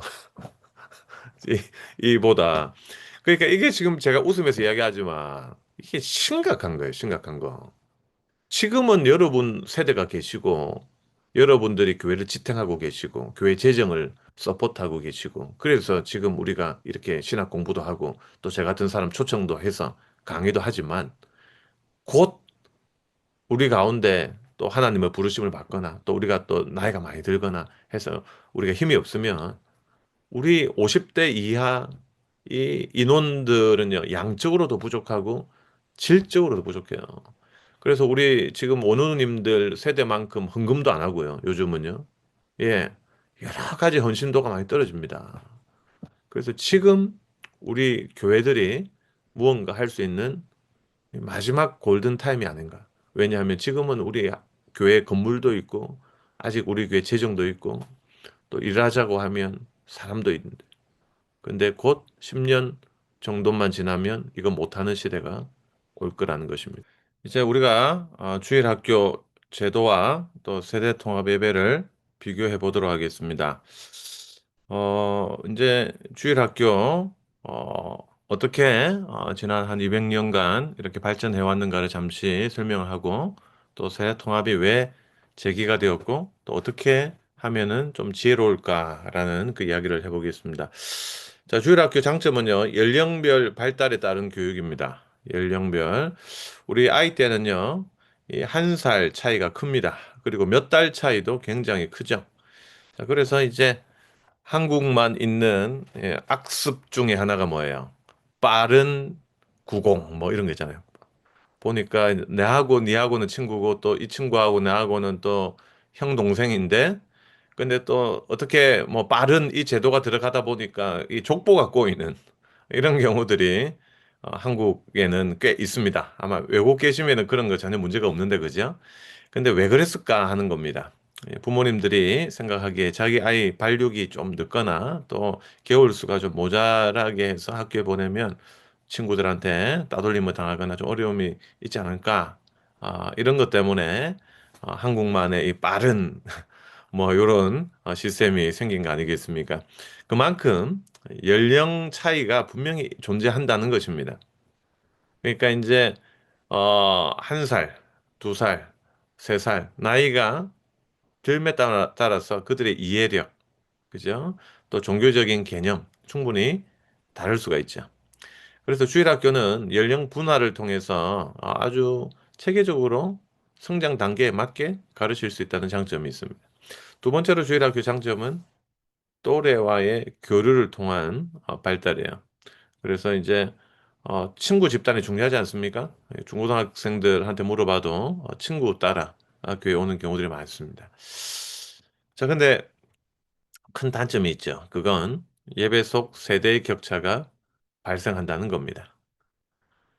자, 이제 주일학교 예배만 드렸다고 생각해 보십시오. 주일학교 예배는 설교가 재밌죠, 일단. 동영상이라든지 스킷 드라마, 뭐 또 다양한 패턴들을 활용해서 굉장히 재미있게 그렇게 설교를 합니다. 근데 대학생 들어갈 때까지 이것만 경험했다면 이제 대학교 이후가 되고 성인 예배에 참석할 때 어, 굉장히 그 담임 목사님의 주회에 근거한 그 설교를 이해하지 못하고 문해력이 따라가지 못하는 그런 경우들이 빈번하죠. 특별히 또 찬양의 차이도 큽니다. 청년 예배까지의 그 찬양들과 또 우리 찬송가의 그 음악, 예배의 어떤 흐름의 차이, 이런 것들이 청년들이 또 공예배에 참여하지 못하고 적응하지 못하는 그런 이유가 되기도 합니다. 그래서 세대통합예배는 어쨌든 아이들이 교회를 떠나는 일들이 너무 많아지니 많은 연구 끝에 3세대가 함께하는 경험이 중요하더라라는 거기에 근거해서 이렇게 강조되기 시작했습니다. 물론 성경에 근거가 나와 있죠.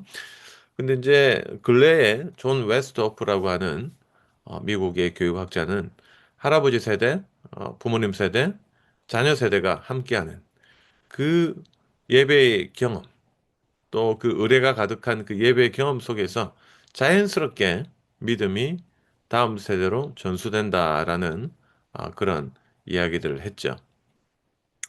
그래서 세대통합 예배의 장점은 뭐냐면 참여를 통해서 배움이 가능하다는 것입니다. 배움에는 크게 두 가지가 있잖아요. 우리가 강의를 통해서 지식을 가르치는 가르침을 통한 교육이 있고 두 번째로는 참여하고 함께 실천하면서 자연스럽게 몸에 새겨지는 그런 차원의 학습이 있습니다. 자, 그렇기 때문에 세대 통합 예배는 그런 참여를 통한 배움을 제공하죠. 두 번째로 세대통합 예배는 부모와 어른 세대와의 교류를 제공합니다. 그래서 이제 부모님과의 교류도 있지만 세대통합 예배를 통해서 다른 어른들과의 교류도 있죠. 저도 학창 시절 생각해 보면 우리 집사님들, 권사님들의 그런 격려와 그런 것들이 굉장히 큰 역할을 했거든요. 그래서 이제 부모님 말은 안 들어도 예를 들어서 아이들이 또 다른 교회 장로님이나 또 집사님들, 존경하는 분들의 이야기를 들을 때도 있잖아요. 아니면 교사 선생님들. 자, 그러니까 이런 교류들이 굉장히 중요하더라 하는 겁니다. 세 번째로는 세대 통합 예배를 통해서 이 제너레이셔널 갭, 세대 차를 또 극복할 수 있는 장점이 있습니다. 자, 그렇다면 한번 주일학교에 대한 공부부터 한번 시작을 해보겠습니다. 여러분께 나눠드렸던 첫 번째 아티클은요, 제가 8년 전에 장신논단에 그렇게 투고했던 게재했던 그 논문인데요. 주일학교 전통에서 살펴본 예배의 특징에 대한 아티클입니다. 자, 주일학교는 여러분 잘 아시죠? 시초가 영국의 로버트 레이크스라고 하는 분에 의해서 주일학교가 시작되었습니다. 사법혁명 이후에 영국 사회는 굉장히 큰 문제를 많이 가지고 있었습니다. 이제 시골에서 도시에 사람들이 몰려들었고, 그리고 많은 노동자들이 그렇게 일을 하루 종일 했습니다. 특별히 그 노동의 현장에는 아이들도 많이 있었습니다. 근데 이제 주일은 기독교 국가이기 때문에 쉬었지만 아이들이 월요일부터 토요일까지는 공장에서 일하고 주일은 쉬게 했더니 아이들이 나쁜 짓들을 많이 하는 거예요. 뭐 술, 담배도 하고 뭐 어린이들이 하지 말아야 될 그런 일들을 하니까 이 로버트 레이크스라고 하는 분이 평신도인데 복음에 대한 열정을 가지고 사회 운동의 일환으로 그 아이들에게 복음 전도와 또 교육을 한번 해보겠다라는 그런 선한 열망을 가지고 시작했던 것이 영국의 썬데이 스쿨의 시초가 되었습니다. 자, 근데 여러분, 제가 좀 연구를 해봤어요. 이 세계 주일학교 특징, 그리고 우리 한국교회 100년 동안 주일학교의 발전사, 거기에 대한 이야기들을 좀 해볼까 합니다. 첫 번째로 세계 주일학교 특징은 복음주의적인 예배 순서입니다. 에반젤리칼 워십 패턴이에요. 그래서 어느 주일학교를 가든지 기도, 노래, 성경 봉독, 간단한 해설, 헌금 찬송, 뭐 이런 순서들로 구성이 되어 있습니다. 또 주일학교 특징 중에 하나는 찬양과 율동이에요. 그래서 찬송의 가사를 통해서 어린이들 아주 교육을 잘합니다. 우리가 예를 들어서 성경 66권을 아이들한테 외워봐라 하면 잘 못 외우죠. 근데 찬송으로 부르면 어때요? 창세기 출애굽기 레위기 민수기 신명기 여호수아 하면 초등학교 1학년도 금방 그 노래를 통해서 66권을 외웁니다.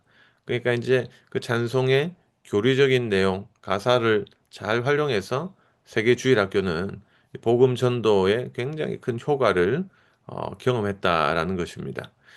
그뿐만 아니라 주일학교에서는 율동도 굉장히 중요시하죠.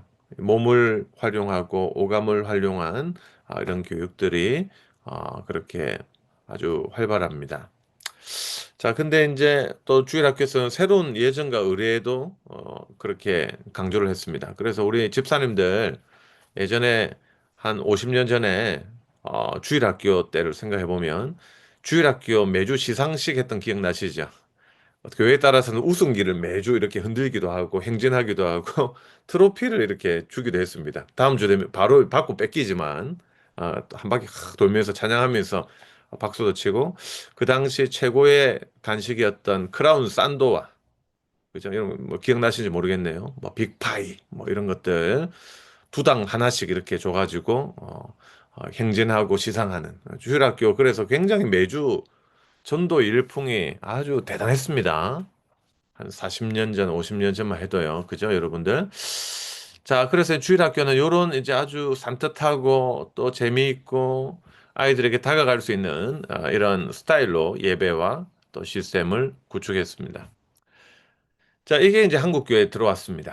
선교사님들 통해서 선교 초기부터 주일학교, 썬데이 스쿨에 들어왔습니다. 하지만 교육에 대한 관심에 비해서 어떻게 이들이 예배를 드렸는가 하는 연구가 없었어요. 그래서 제가 이 아티클들을 적게 되었습니다. 제가 이제 서울의 통합 측의 연동교회, 예전에 여러분 잘 아시는 이성희 목사님이 담임하셨던 연동교회 자료들을 보니까 교회 150년 상가, 100년 상가 하는 것도 있지만 주일학교 100년사라는 자료가 있더라고요. 대단한 교회예요. 제가 보기에. 100년 동안 교회 주보가 다 있을 거 아니에요. 주보에 나와 있는 예배를 연구하면 그게 귀한 작품이 되는 거죠. 그래서 여러분 교회도 여러분 교회의 역사를 잘, 사료들을 잘 남기는 게 필요합니다. 저희 교단에도 100년 넘는 교회들이 꽤 있는데 가보면은 이사할 때 자료가 다 사라졌다는 이야기들을 합니다. 자료가 없는 거죠. 하지만 요즘은 디지털 아카이브를 만들 수 있으니까 여러분들 나중에 우리 후손들이 지금 현재 한국교회, 이민교회를 연구하는 귀한 자료를 우리가 남겨주는 것도 좀 필요한 것 같습니다. 자, 근데 저는 이제 100년 자료 속에서 주일학교 예배가 어떻게 발전해 왔는가를 여러분께 좀 말씀을 드리고자 합니다. 1931년도 자료를 보니까 30년까지 예배 요소들에 대한 기록은 없고요. 31년도에 보니까 소아 예배라는 그런 명칭이 있었습니다. 자세히 읽어보니까 영아 예배였어요. 영아 예배. 그러니까 여러분 이미 한 100년 전에 우리 한국에도 영아부를 따로 운영했다는 기록을 보니까 굉장히 자부심이 있었습니다. 그때도 이미 아이들에 대한 관심을 이렇게 교회에서 보였구나 하는 거죠. 1945년 이 예배를 보니까 예배 후에 분방 공부를 하는 이 시스템이 잘 정착이 되었더라고요. 그래서 여러분들도 주일학교 시절에 분방 공부했던 기억 나시죠? 그죠? 예. 그 다음에 이제 출석 체크를 하고 요절 헌금. 그래서 예전에 이제 주일학교 보면은 이게 연말 시상 이런 거 했습니다. 요절 체크, 헌금 체크, 또 출석 체크 이런 게 각 분야 시상식을 연말 대상 할 때, 테레비로서는 연말 대상 할 때 교회적으로는 어린이 연말 시상 뭐 이런 것들 했죠. 요즘은 너무 풍요로워져서 이런 시상이 의미가 없었지만 과거에는 연필 한 따스 또 뭐 공책 몇 권도 굉장히 동기부여가 되는 시절이 있었습니다. 자, 그리고 이제 그 당시에 1936년도에는 우리 한국 역사상 주일학교 두 번째 찬송가인 현재명 선생의 어린이 찬송가를 사용했다고 합니다. 1957년 주일학교입니다. 위와 같이 예배를 드렸습니다. 한번 확인해 주십시오, 눈으로. 여러분, 이 내용은요, PPT는 제가 드렸던 그 아티클 내용 그냥 제가 정리한 거예요. 그 아티클 선물로 드렸으니까, 다 괜찮은 거예요. 그래도 이제 이 PPT 나중에 제가 정리해서 드릴게요. 보십시오, 한번. 눈으로 보시니까 예배 요소와 순서가 뭐하고 비슷합니까? 작년 예배하고 비슷하죠. 그래서 이제 왜 이런가 해서 그 설명을 한번 읽어보니까 이런 이야기가 나왔습니다.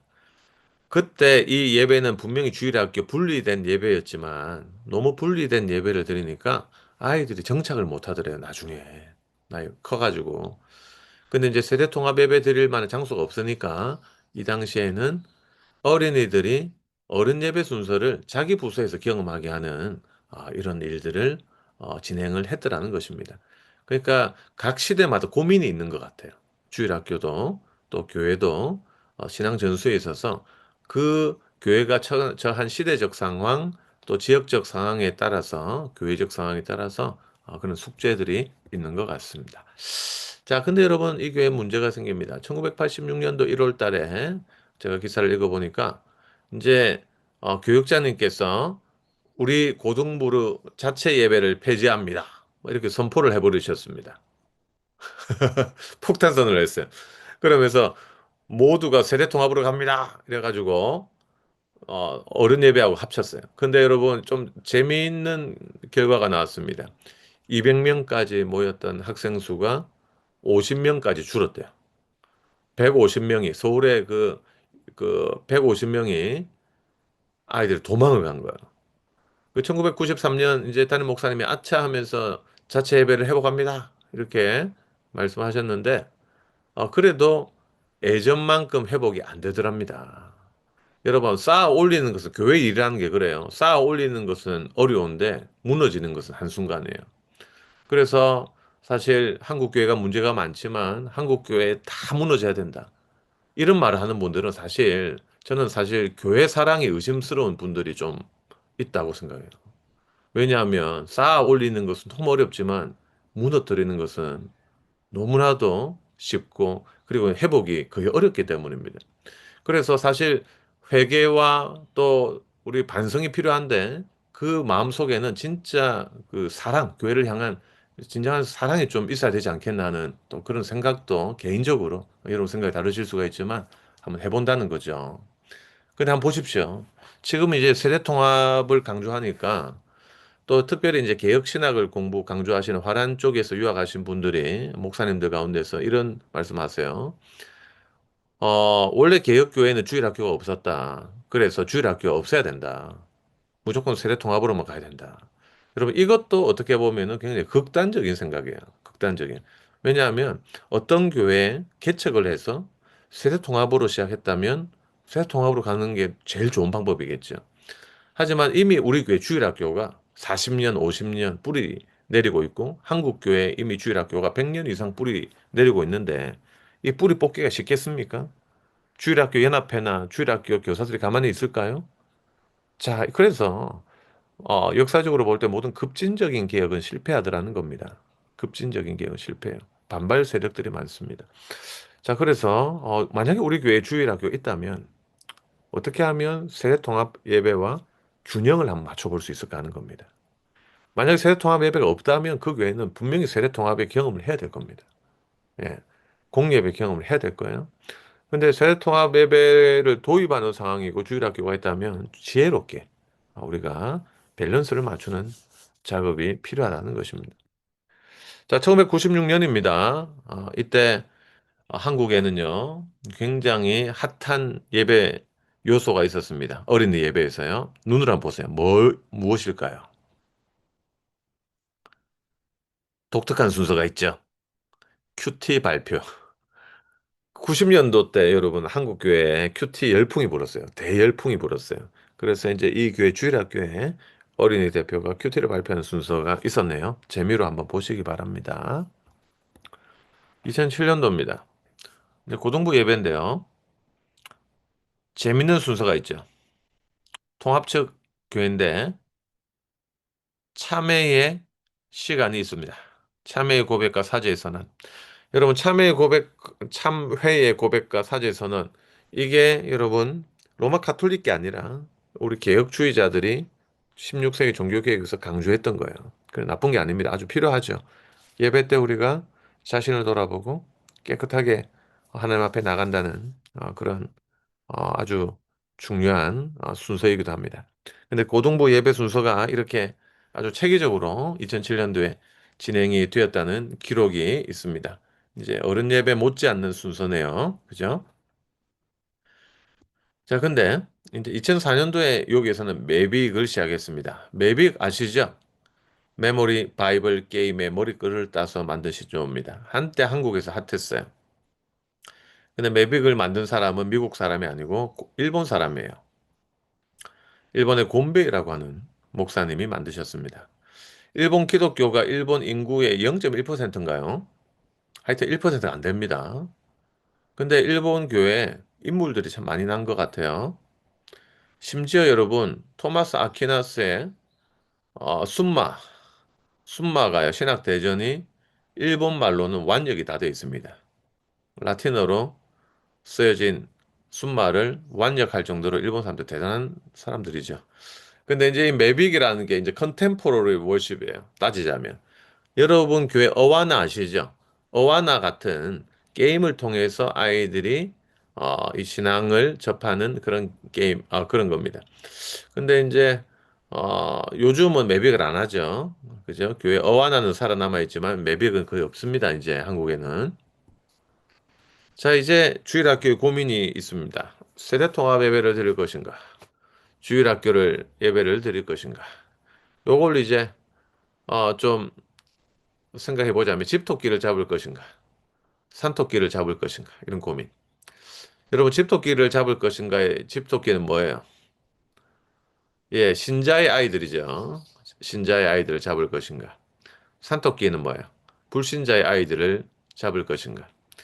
자, 지금 이제 이런 이제 딜레마 가운데 한국 교회가 있는 거예요. 지금요, 과거와는 달리, 과거에는 사실 주일 학교를 통해서 전도가 너무 많이 됐습니다. 그래서 교회 아이들 신자 불신자 비율을 따지면 절대 다수가 불신자들 아이들이었어요. 진짜 많은 퍼센트가. 근데 요즘요, 주일 학교 전도가 안 됩니다. 노방 전도하다가 경고장 받고요. 아이들이 뭘 줘도 안 오는 그런 풍요로운 시대가 되었어요. 군대도 마찬가지예요. 예전에 군대 여러분 한국에서 군 경험하셨잖아요. 우리 집사님들 가운데. 근데 군에서 예전에 저도 이제 군목을 했지만 초코파이 하나로 장정들을 울릴 수 있었습니다. 그죠? 초코파이하고 제가 커피를 타가지고 그 휴전선 그 철책선 신방을 하거든요. 서초 방문 딱 하면 우리 군종병하고 같이. 그 떡대 그 덩치가 웁니다. 기도해주면. 확 울면서 초코파이 하나에 울었다고요.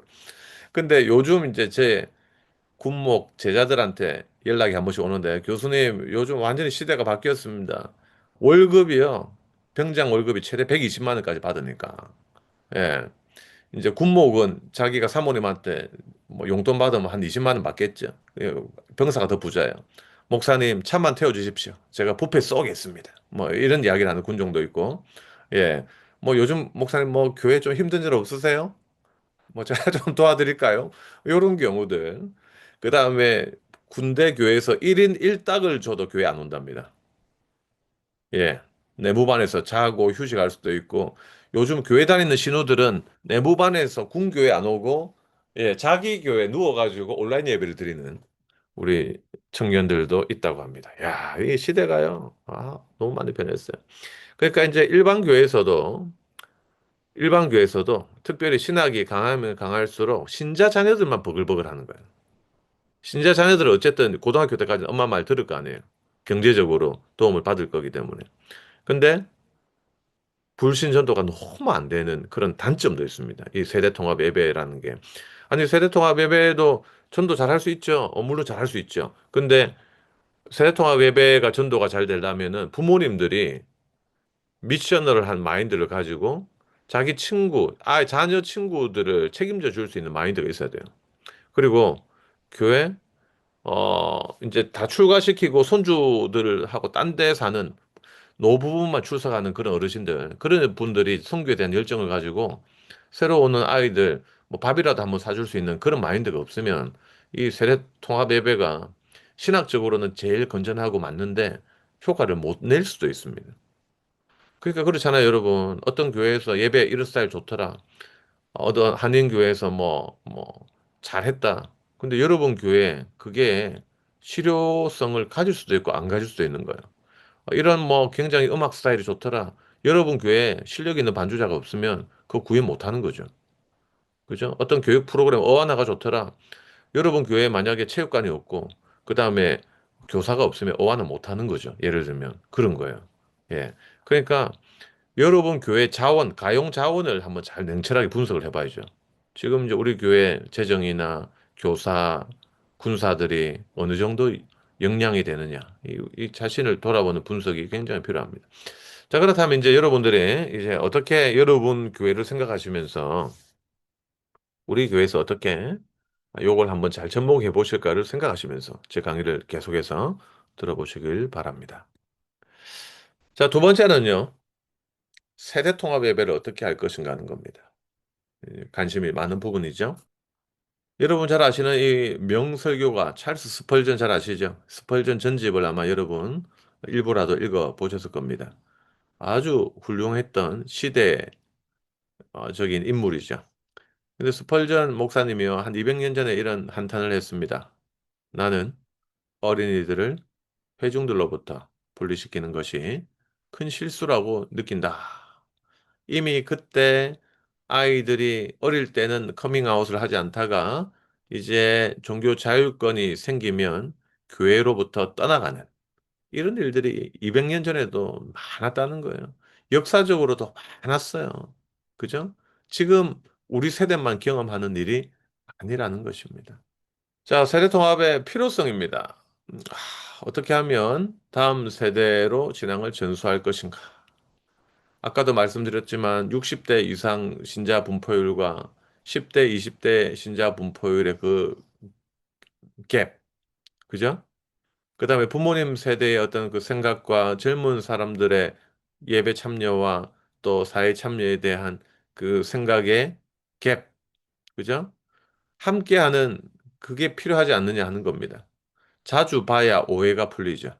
예를 들면, 그죠?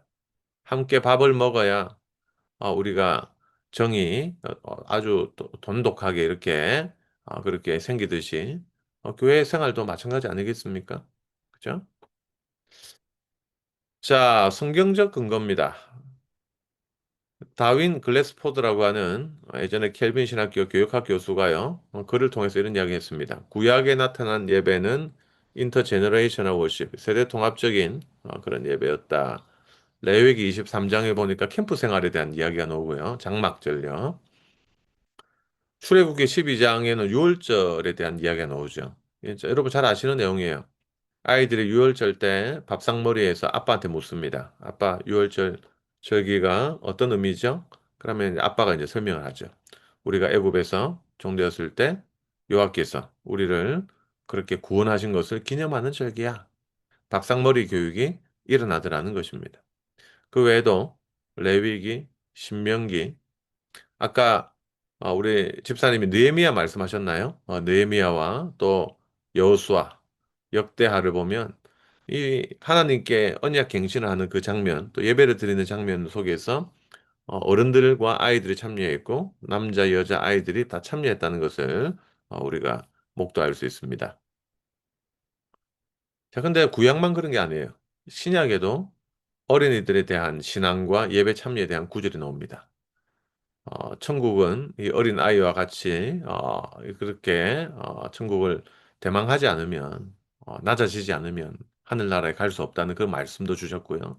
그 다음에 사도행전을 보면 바울이 전도 여행 때 감옥에 갇혔죠. 그래서 이제 그 간수의 나중에 가족들에게 복음을 전하는데 그때 이제 온 가족이 회개하고 세례 받는 그 구절이 나옵니다. 근데 그때 아이들도 포함되었을 것이라고 신약학자인 에레미야스가 그렇게 이야기를 합니다. 여러분 신약 신학에서 자주 등장하는 에레미야스라는 분이 오이코스 포뮬라, 가정 세례 공식에 대한 이야기를 하죠. 그래서 초대 이 교회의 문헌들을 연구해 보니까 세례 받을 때 온 가족이 함께 세례 받고 거기에서 이제 아이들도 포함되는, 그래서 그걸 이제 가족 세례 공식 오이코스 포뮬라라고 그렇게 이야기를 했습니다. 자, 근데 이제 세대 통합 예배 기획 시 주의점이 있습니다. 예전에 제가 이제 뭐 매주 뭐 설교하러 이렇게 국내에 많이 다닙니다. 부산도 가고 뭐 서울도 가고 하는데 어떤 그 담임 목사님이 안식년을 가셔서 이제 4주 그렇게 섬기게 된 교회가 있습니다. 근데 첫째 주 이제 제가 가기 전에 그 교회 장로님한테 전화가 왔어요. 굉장히 흥분된 목소리였습니다. 교수님, 교수님 그 글을 읽고 저희들이 너무 감동을 받아가지고 교수님 오시는 그 주부터 세대통합 예배를 시작하기로 했습니다. 뭐 이렇게 이야기를 하시더라고요. 가슴이 덜컥했습니다.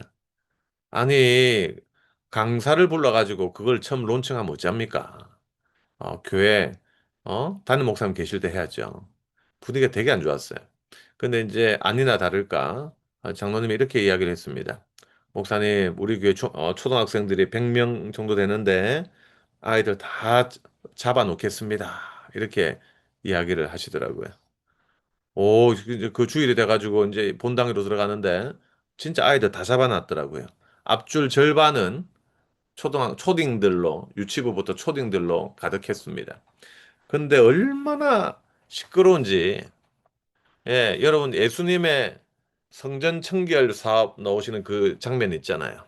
예수님이 성전 들어가시니까 온갖 짐승들이 울고 파다닥거리고 와 하는, 아이들이 목사님 자제들도 있었을 텐데 집사님 자제들이 뭐 하고 있는 거예요. 근데 있잖아요. 너무 재밌는 게 자기 아이들이 그렇게 떠드는 모습을 부모님들이 뒤에서 이래가지고 이렇게 보고 계시는 거야. 그러니까 어떤 굉장히 고우신 어떤 여집사님이 갑자기 앞으로 가시더니 김연경 배구 선수도 아닌데 아이 등짝을 왁 때리더만 끌려나가요. 또 다른 아이도 막 하면서 동물 끌려가듯이 끌려가는 아이들이 한 2명 정도 나왔습니다. 그러니까 예배 분위기가 엉망이 된 거야. 그날 저는 제 짧은 설교자로서의 역사상 최악의 설교를 했습니다. 내가 무슨 말을 하는지 나도 모를 정도로 완전히 개판 5분 전이었습니다. 여러분, 세대 통합 예배를 한다고 해서 물리적으로 아이들을 앉혀놓는다고 세대 통합이 되는 게 아니에요. 화학적이고 유기적인 무언가의 결합이 필요해요. 이때까지 배워왔던 여러분의 예배학의 지식과 지난주에 배웠던 예배 기획에 대한 생각들이 좀 들어가야 돼요. 쉽게 말하면 세대 통합은 좌석 배치부터 좀 달라야 됩니다. 여러분 제가 한 6주 전에 보여드렸던 그 개혁교회 예배를 보면 어른들이 이 곳곳에 배치가 되어 있죠. 장의자, 퓨에. 그리고 아이들이 중간중간에 끼어 있습니다. 그러면 아이들이 딴짓을 못 합니다. 근데 예, 아이들만 앉혀놓죠. 지 아무리 담임 목사님 아이들 3명 앉혀놔도 뭔가 이야기가 흘러나올 수가 있습니다. 요런 것들. 그 다음에 이제 예배 요소와 순서를 좀 잘 구성을 해야 되는데 그 이야기들을 좀 해보도록 하겠습니다. 세대통합 예배를 주저하게 만드는 것은 설교의 문제일 것입니다. 사실 우리가 아이들의 귀에 들리게 설교자가 굉장히 잘 준비를 해야 되는데 이게 가능한 설교자가 있고 불가능한 설교자도 있을 겁니다. 그죠? 그럼에도 불구하고 세대통합 예배를 할 때 설교자들은 자기의 메시지에 대해서 좀 잘 전달할 수 있도록 연구를 해야 됩니다. 하지만 여러분 잘 아시다시피 차일드라이크와 차일디시는 다른 말이죠.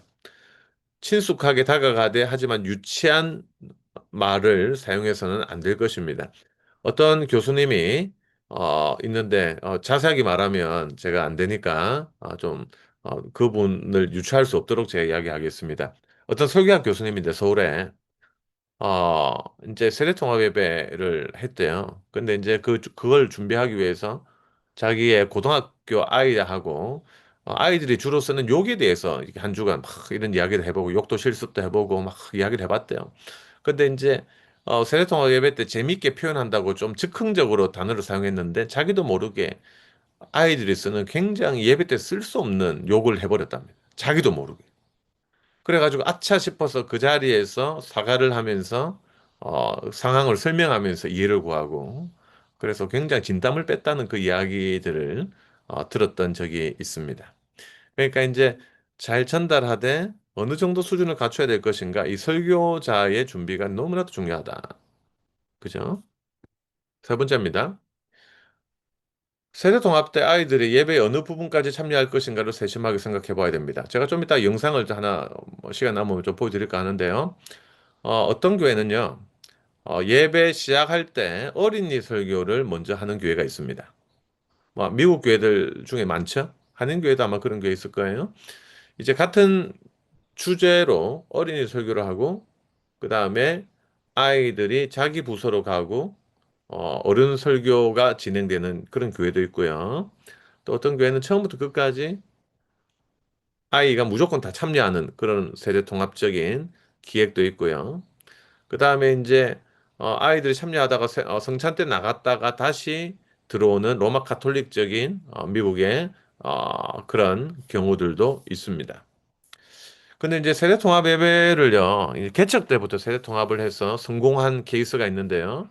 여기에 왼쪽에 보시면 당진 동일교회라고 고신이라는 교회, 고신 교단에 속한 교회는 한 2천 명 모입니다. 세대 통합으로 시작해서. 근데 이제 당진이란 곳은 말 그대로 시골이에요. 그래서 그 동네 큰 아이만 한 명 잡으면 아이들이 다 딸려오는 그런 구조이기 때문에 처음부터 그냥 끝까지 세대 통합으로 해도 아이들이 갈 데가 없답니다. 요즘은 잘 모르겠지만 옛날에 10년 전의 경우에요. 어쨌든 아주 성공을 했고 금당 동부교회도 목사님 가정 하나만이 개척을 했는데 지금 400명 정도 모입니다. 그래서 어, 금당 동부교회도 순천에 있다든가, 요것도, 세대 통합으로 개척을 했고요. 이제 세대로 교회는요, 여러분, 제가 나중에 동영상 보여드릴 건데, 합신교단이에요, 합신교단. 합신은, 여러분 잘 아시다시피, 그 개혁주의를 지향하는 교단, 보수교단인데요. 양승헌 목사님이라고 여러분 아실 거예요. 파이디온, 파이디온 하면 양승헌 목사님이죠. 한국의 어린이 선교단체. 그 양승헌 목사님이 개척을 하셨어요. 서울에 배명중학교를 빌려가지고. 근데 이제 이 교회가 세대 통합으로 시작을 하는데 이 교회는 이제 재밌게도 어떤 주는 처음부터 끝까지 아이들이 다 참여하고 어떤 주는 어, 아이들 설교를 하고 자기 부서로 가는 이런 패턴을 잘 혼합해서 아주 잘하고 있는 교회 중에 하나입니다. 네 번째는요. 어떻게 하면 어린이들을 예배 능동적 참여자로 만들 것인가를 연구해야 됩니다. 문제는 이 세대 통합 예배를 우리는 그냥 뭐 분기나 아니면 절기 때 어떤 프로그램으로 생각하는 게 문제라고 생각합니다. 그러면 그 이상 발전하기 어렵죠. 그래서 세대 통합 때도 어른들은 관찰자이고 피해보는 사람이 아니라 어른도 은혜 받을 수 있고 아이들도 은혜 받을 수 있는 그 방법을 생각해야 되는 거죠. 특별히 아이들한테는 뭔가를 맡겨야 됩니다. 그래서 세대 통합할 때 아이들 찬양팀이 서기도 하고 또 아이들이 악기 연주를 하기도 하고 교회 안내 주보 나눌 때 아이들이 도와줄 수도 있고요.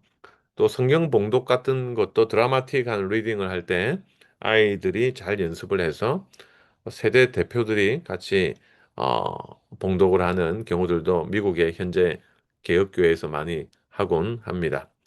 이뿐만이 아니라 주보만 해도 세대 통합의 의미가 살아나면 좋겠죠. 우리 어르신들이 참 전 안 됐어요. 왜냐하면 한국에서는 늘 다음 세대 하는데 어떤 할아버지가 저한테 이런 이야기를 했습니다. 아니, 목사님, 너무 다음 세대 하지 마세요. 그럼 우리 세대는 무슨 세대입니까? 가야 되는 세대입니까? 뭐, 이렇게 이야기를 하셔가지고, 우리가 뻥 터졌던 적이 있습니다. 어르신도 중요하죠. 그래서 미국의 주일학교 하면 아이들만 주일학교가 아니고 작년, 노년까지 다 포함하는 게 썬데이 스쿨의 개념이잖아요. 그죠? 어르신들도 전도가 가능하고 배울 수가 있습니다. 자, 그래서 어떤 미국 교회 갔는데 어른들을 위한 큰 글 주보가 있었어요. 오, 글자 엄청 크더라고요. 그 다음에 이제 일반 주보가 있었고요. 그 다음에 아이 주보도 같이 있었어요. 그 세대통합 예배 때 아이들이 색칠할 수 있도록. 그래서 이제 미국에도 레스토랑 가면 아이들한테 그 그림 색칠할 거리를 주잖아요.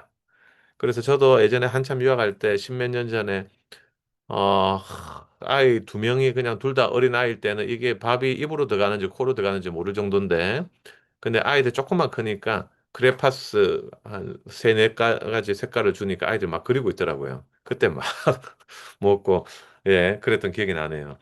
교회에서도 이제 어린이 주보를 만드는 거예요. 그래서 예배 순서를요 이 그림으로 그려요. 그래서 예를 들면은 막 설교하면은 목사님 얼굴을 딱 붙여놓고 하나님의 말씀을 풀이하고 또 선포하는 시간이에요. 강복 선언하면 손 탁 올리고 있는 이런 그림에서 하나님의 복을 받아요. 뭐 사도신경 하면 신앙 우리 하나님께 우리의 마음을 고백해 봐요. 뭐 이런 걸 설명을 적어 놓는 거예요. 그러면은 아이들이 이걸 예배 때 보고 또 엄마한테 묻기도 하고 집에 가서 묻기도 하고 예배에 대한 교육이 일어나더라는 겁니다. 그러니까 할 수 있는 것들이 여러분 생각만 제대로 하면 너무나도 많고요. 그다음에 이제 또 한인교회에서 할 수 있는 것은 뭐 예를 들어서 이제 수영로 교회 같은 경우에 금요 철야 이럴 때 이제 세대 통합이 되도록 그 각 부서 애들 다 오라고 해서 특별히 이제 축복하는 시간. 그러니까 중고등학생들이 금요 철야 때 그때 몇 시인가 모르겠는데 뭐 수백 명이 앉아 있더라고요. 그 성가대석에. 예. 그러니까 이벤트를 해도 축복과 또 그 절기에 맞는 다양한 아이디어를 우리가 만들 수 있습니다. 다섯 번째요. 저는 세대 통합만 맞다.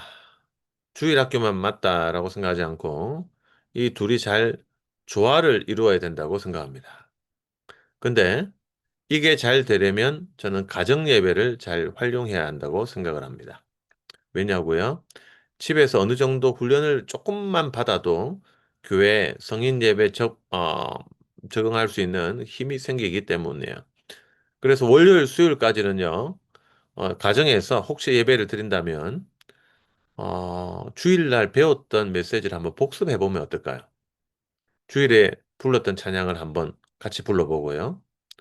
그 다음에 목요일부터 주일까지는 담임 목사님이 좀 설교 제목을 빨리 주신다면 집에서 본문을 한번 읽고 가면 어떨까요?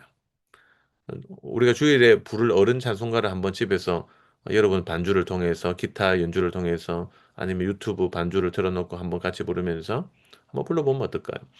저는 예전에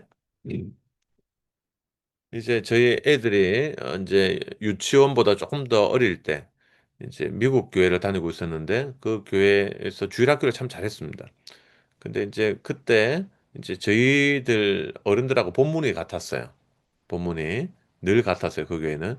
근데 이제 그때 이제 모세가 이제 어, 무리바 사건 또 이제 모세가 이제 돌을 친 그 사건에 대해서 이제 아이가 듣고 와가지고 제가 오늘 뭐 배웠니 했을 때 5살짜리가 아빠 모세가 돌에 이게 돌을 치니까 거기서 물이 나왔어 하면서 막 설명을 하는 거야. 그죠? 이스라엘의 그 출애굽에 대해서 5살짜리가요. 자기가 아는 자기 언어 정도의 수준으로 설명을 하는데 그때 제가 좀 느낌이 있었습니다. 야, 이게 애들도 어느 정도까지는 이해할 수 있고 또 이런 것들이 필요하구나 하는. 그리고 집에서 한 번씩 점검하는 게 필요한데 그렇게 되려면은 세대 통합을 하든지 아니면 세대 통합이 안 된다면 본문을 통일시키면 집에서 밥상머리 교육이 주일 밤에 되겠구나. 맛있는 거 시켜주면서 아니면 맛있는 거 먹으면서 그렇게 집에서도 교육이 이어지겠구나 하는 그 생각을 하게 되었다는 것입니다. 뭐가 이제 우리가 가야 되느냐? 가정 예배하고요, 공 예배하고요, 그 부서 예배가 어떻게 하면 조화롭게 될 것인가? 이걸 이제 우리가 삼겹줄 원리로 좀 살펴봐야 된다라고 저는 생각을 해요. 그래서 이제 가정 예배도 제가 뭐 시간이 있으면 강의를 좀 하겠습니다만은 우리가 굉장히 관심을 가지고 어, 매일 할 수는 없다 할지라도 기도와 찬양과 말씀과 교제가 들어간 간단한 10분이라도 가끔씩이라도 정기적으로 할 수 있다면 마치 비타민 C가 어, 꾸준하게 먹을 때 큰 힘을 얻듯이 우리 아이들의 신앙 전수에 이 세 가지가 같이 가야 되겠구나. 그 생각을 제가 하게 된 거예요. 사실 또 요럼에도 불구하고 또 교회마다 고민이 있습니다. 왜냐하면 공예배는 이제 교단 헌법적으로 우리 한국의 장로교회들은 만 14세가 되면 공예배 참여해라고 합니다. 근데 많은 아이들이 참여 안 하는 경우도 많죠. 근데 이제 공예배 참여를 했는데 이제 부서 예배를 가면 어떻게 할 것인가 하는 그런 또 딜레마가 있잖아요. 왜냐하면 만약에 굉장히 그 부장 집사님이나 교역자가 보수적이라면 공예배하고 부서 예배를 똑같은 장년 패턴으로 만드는 교회가 있어요.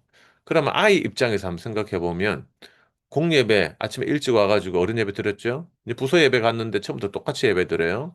근데 그렇게 보수적으로 하는 까닭은 그 부장 집사님이나 교육자가 불신자 아이들이 좀 오는데 이 아이들이 공예배를 경험하지 못했기 때문에 최대한 예배 같이 만들어 봐야 되겠다. 이렇게 생각하기 때문에요. 그래가지고 이제 그렇게 이야기를 했는데 이제 신자 아이들이 퍼센트가 많을 경우에는 예배가 굉장히 재미없어지는 거야. 똑같은 스타일로 두 번의 연속을 9시부터 10시, 10시부터 11시. 거기다가 이제 밥 먹고 이제 오후 예배 또 드리죠. 그러면은 아이들 마음속에 예배라는 것이 굉장히 단조롭고 우리를 억압하는 것이다. 이렇게 생각할 수 있는 거 아니겠습니까? 자, 그래서 이제 부서 예배, 만약에 공예배를 많이 드렸다면 부서 예배는 좀 유도리 있게 좀 컨템포러리 스타일 또는 또 다양한 스타일을 추구할 수도 있지 않겠나라는 그런 좀 밸런스에 대한 생각을 한번 해보게 됩니다. 그죠? 독특한 그 연령대의 특징이 나타나면 좋을 것 같다는 그 생각이 들고요. 우리 오늘 좀 배웠던 거 이야기를 나누면서 영상을 좀 보면서 여러분들하고 말씀을 좀 나누겠습니다. 주일학교를 좀 보여드리고 싶은데 먼저 아까 말씀드렸던 그 세대로 교회 거기서 어떻게 이 세대통합 예배 하고 있는지 우리가 같이 한번 볼 거거든요.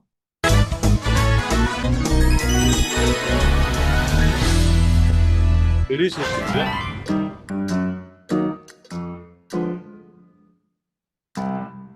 배명 중고등학교. 피디님, 여긴 학교인데요. 늦기 전에 얼른 교회로 가요. 저기가 교회야. 응? 에이, 저긴 체육관이잖아요. 하룡이도 한글 잘 읽거든요.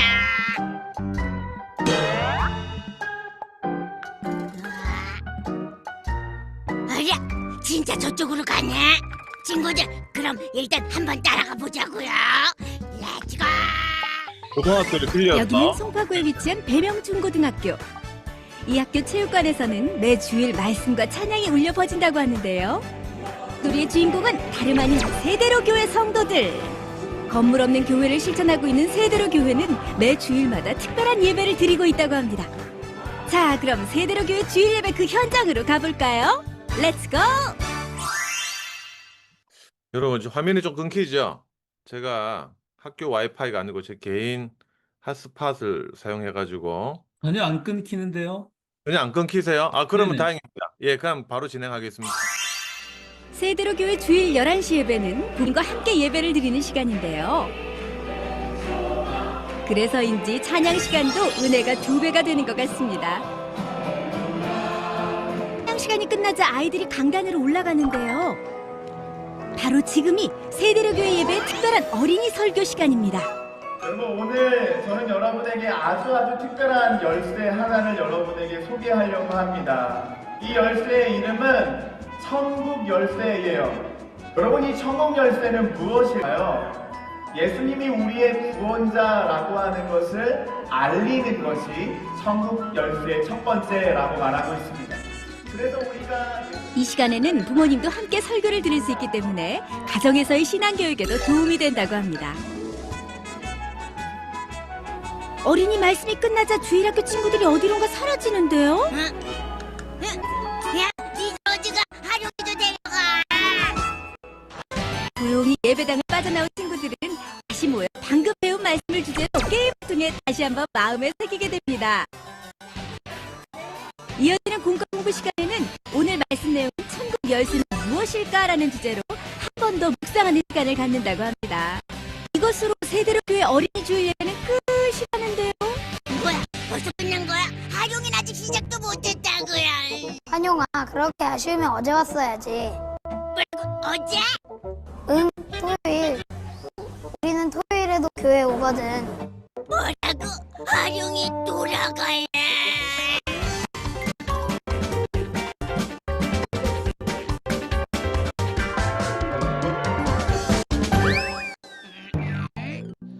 세대로 교회 다음 세대 친구들은 매주 토요일 오전 10시에 체육관으로 모인다고 합니다. 그 이유는 바로 세대로 클럽, 킹스 패밀리 클럽 활동 때문이라고 하네요. 킹스 패밀리 클럽은 작은 예수 세우기라는 목표로 친구들과 함께 신앙을 키워나가는 토요 활동인데요.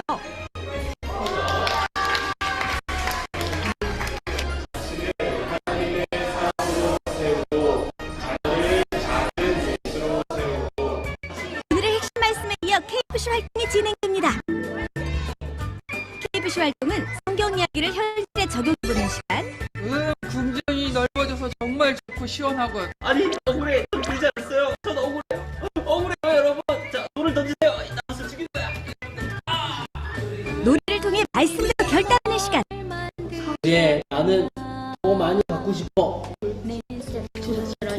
그래. 도둑질하지 말라고 했죠. 그리고 게임을 통해 친구들과의 단합심도 키우고요.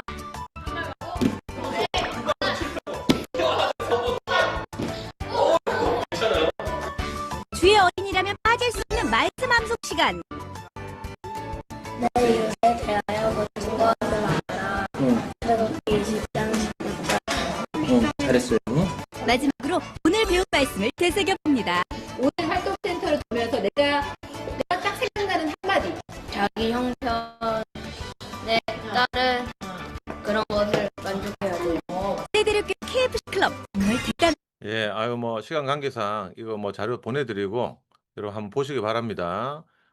저는 이게 좀 컴퓨터가 많이 끊겨가지고 그랬는데 여러분 그래도 안 끊기셨다고 하니까 다행이고 이제 좀 생각을 해보죠. 여러분 같으면은 이 주일학교 또 이 세대통합예배 또 가정예배 만약에 여러분이 교회 부교육자나 아니면은 교육 디렉터라면 이걸 어떻게 좀 셋업을 해 나가면 좋을까요? 여기 대해서 좀 생각을 해 보셨나요? 여러분 교회는 지금 주일학교가 다 있으시나요? 네, 주일학교가 있습니다. 예. 그다음에 가면 세대통합 예배는 1 년에 한 몇 번 정도 이렇게 하시나요? 거의 크리스마스 때 한 번 하는 것 같은데요? 아 그래요? 네. 그러면은 세대통합 예배를 어느 정도까지 빈도수를 올리는 게 우리 교회에 가능하다고 생각하세요? 예를 들면. 일단 스페이스 문제가 안 될 것 같다는 생각이 들고 이제 대입해서 많이 생각을 해봤는데 네네. 첫째는 스페이스가 나오지 않을 것 같고 네. 그다음에 두 번째는 아까 그 이제 어린아이들 같은 경우는 그렇게 하는데 이제 중고등부가 또 있지 않습니까? 네네. 네, 그 설교가 중고등부한테는 아까 나온 설교 같은 경우는 조금 어 어른들과 맞습니다. 같이 들어야 될지도 모르겠고 근데 그 이제 나이의 경계선이라는 게 좀 애매할 것 같고요. 맞습니다. 네. 예. 그리고 그 보니까 토요일 날 모이는 게 굉장히 중요해 보이거든요. 네. 이제 근데 그게 하루를 더 이제 배정해야 되는 문제가 있어서 네. 예. 결국에는 부모들도 토요일 날 뭐 라이드를 준다든지 예. 그 시간을 같이 내야 되기 때문에 네네. 좀 도전적인 그 프로젝트가 될 것 같다는 생각이 일단 좀 딱 들었고요. 예. 예, 그럼에도 불구하고 필요하기 때문에 어떻게 저걸 적용해야 되나. 네네. 맞습니다. 예. 그 요즘 이제 아까 말씀하셨던 집사님의 그 공간 문제, 이게 이제 사실 한국 교회도 크거든요. 그래서 이제 요즘 한국에서 조금 이렇게 큰 교회들이 어쩔 수 없이 큰 교회들이 세대 통합의 유익을 누리고자 하는 교회들은요. 여러분, 제가 옆에 채팅방에 적어 놓을게요. 원 포인트 통합 교육이라고 해가지고 여기 대해서 관심을 가집니다. 이건 뭐냐면 이제 어 이제 담임 목사님과 부교육자들이 주일 예배의 본문과 제목을 그러니까 본문을 통일시키는 거예요. 주일 본문을. 그러니까 세례통합 예배를 물리적으로 드릴 수 없지만 각 분리된 공간에서 어쨌든 같은 말씀, 같은 포인트를 듣고 집에 가니까 아까 말씀드렸던 집에서의 어떤 밥상머리 교육이 가능하고 결국 세례통합의 효과가 어느 정도 유지될 수 있다. 그래서 이제 원포인트 통합 교육을 요즘 강조하는 데가 분당의 만나교회하고요. 그다음에 서울 오륜교회. 이제 여기에서 이제 많이 하는데 근데 여기는 사실 가능한 것이 대형 교회고 또 교육학을 전공한 부교육자들이 있고 또 팀이 있기 때문에 가능한데 일반적인 규모의 교회에서는 사실 원포인트 통합 교육을 하기 쉽지 않아요. 왜냐하면 우리 교육자님들이 평소에도 바쁘신데 그 부서에서 자체 교재를 만들어야 되기 때문에 예, 굉장히 좀 어려운 점이 있죠. 이제 담임 목사님이야 이제 작년 설교를 이끌어 가시면 되지만 부교육자님은 그 설교 플러스 아이들한테 적용될 수 있는 시각 자료라든지 여러 가지 자료들을 만들어야 되기 때문에 교사들에게도 줘야 되고요. 그래도 시간이 참 많이 걸립니다. 그래서 원포인트 통합 교육이 힘 있는 교회 외에서는 조금 좀 어려운 점이 있다. 요거 참고적으로 아시면 좋겠고요. 또 이제 여러 교회들 가운데서는 이제 세대 통합이 아예 불가능한 교회에서는 그냥 주일학교 교육이라도 아주 좀 철저하게 하자. 요런 움직임도 있습니다. 그래서 이제 한국에서는요, 여러분 그 오륜교에서 하는 꿈미라는 단체가 있고요. 꿈미라고 쳐서 인터넷에 들어가 보시면 꿈이 있는 미래라는 그런 사이트가 있습니다. 거기에서 가입하시면 교재도 구입하실 수가 있고 또 그 PPT를 무료로 또 다운로드를 받으실 수가 있습니다. 뭐 그 외에도 한국에 뭐 수많은 어린이 그 프로그램 자료들이 있죠. 또 교단마다 총회 교육국이 있어서 합동, 통합, 또 고신 다 어린이 교재들을 내기도 하고요. 또 파이디온 유명하죠.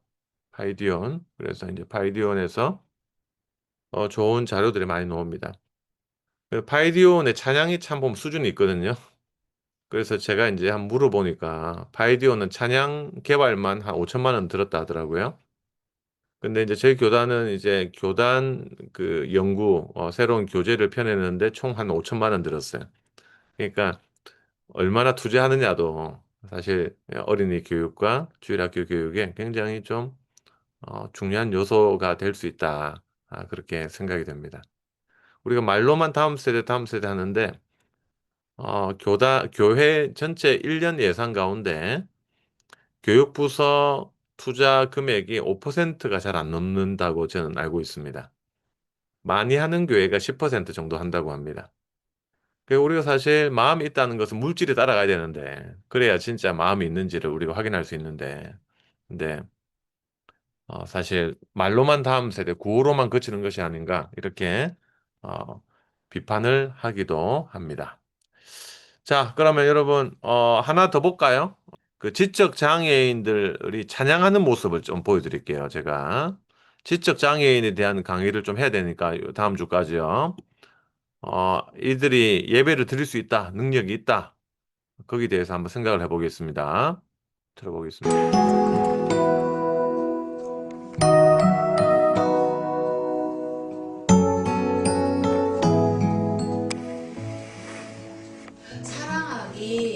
정인교. 인교는 요즘 큐티 사랑에 푹 빠져 있어요. 인교의 마음을 모두 알 수 없지만 천국을 소망하는 인교의 모습이 사랑스럽네요. 인교의 마음엔 얼마나 큰 사랑이 들어있을까요? 우리가 사랑을 준 만큼 들어있겠죠? 인교 우리 아들 지적 장애가 있고요.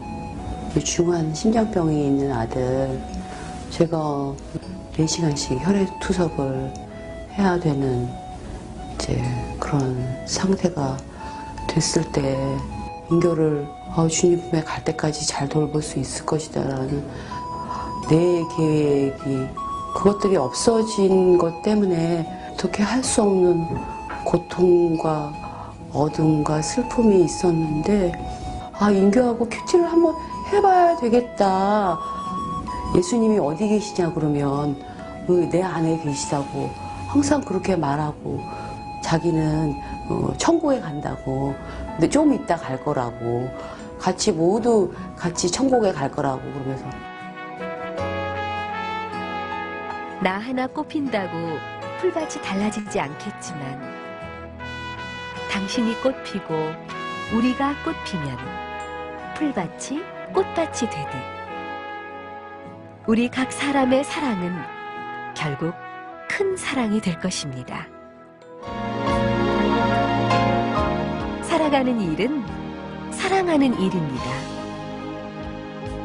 우리 눈에는 서로가 다르게 보여도 예수님 눈에는 모두가 똑같습니다.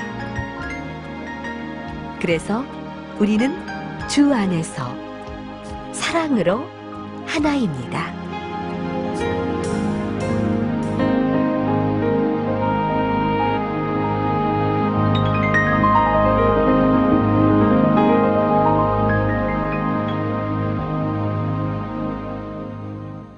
이 아이들이 부모님과 함께 흑송을 합니다.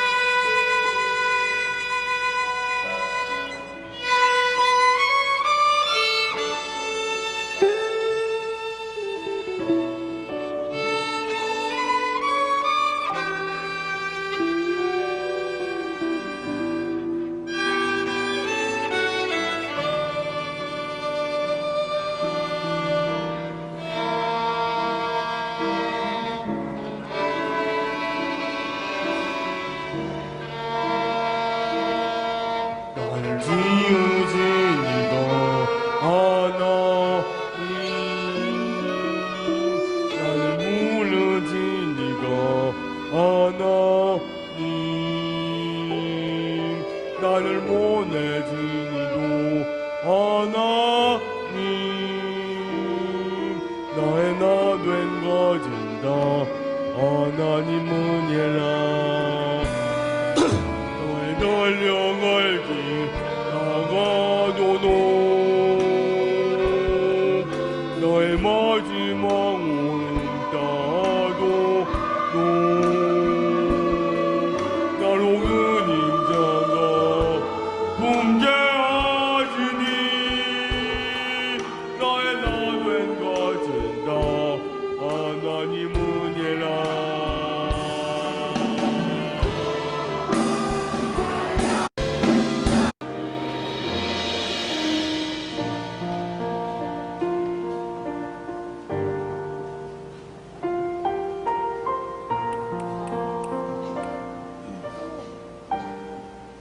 그분 따르리 세상 끝까지 따르리라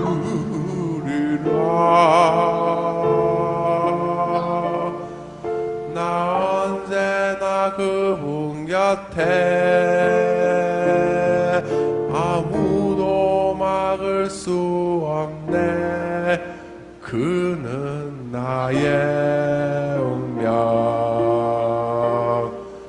그분 따르리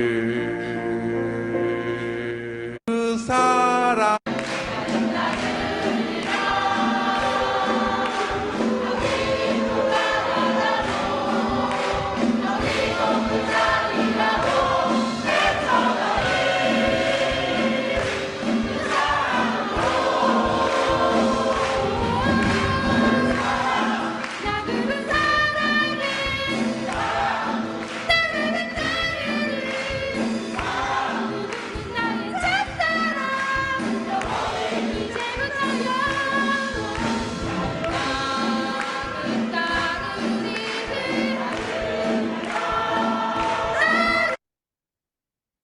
자, 이 북미교단의 통계에 따르면요. 자, 2007년도에 에릭 카터라는 분이 있습니다. 400명이 모이는 교회면 이 인구 분포상 3% 정도 최소 12명 이상의 지적 장애인이 있어야 된다는 겁니다. 사회적인 전체의 지적 장애인 비율을 고려할 때 1000명이 모이는 교회라면 최소 30명 이상 장애인을 볼 수 있어야 정상이랍니다. 근데 저도 큰 교회 뭐 어릴 때 많이 다녔지만 저희 교회에서 지적 장애를 본 것은 딱 한 번이었습니다. 다운 증후군 가진 친구를 한번 본 적이 딱 한 번이었고 한 번도 본 적이 없습니다. 2,000명 넘는 교회였는데도 자 이제 이게 이제 우리한테 뭔가 좀 문제 제기를 하는 거죠. 사회 인구 비율로 따지면 지적 장애인이 3%를 차지하고 있는데 왜 교회에는 없을까 하는 겁니다. 교회가 제대로 그들을 향한 예배라든지 아니면 교육 또 이 품어주는 이런 접근성이 좀 많이 떨어지진 않았는가 이런 생각을 좀 하시면서 여러분 이후에 한 주간 좀 생활을 한번 해보시기 바랍니다.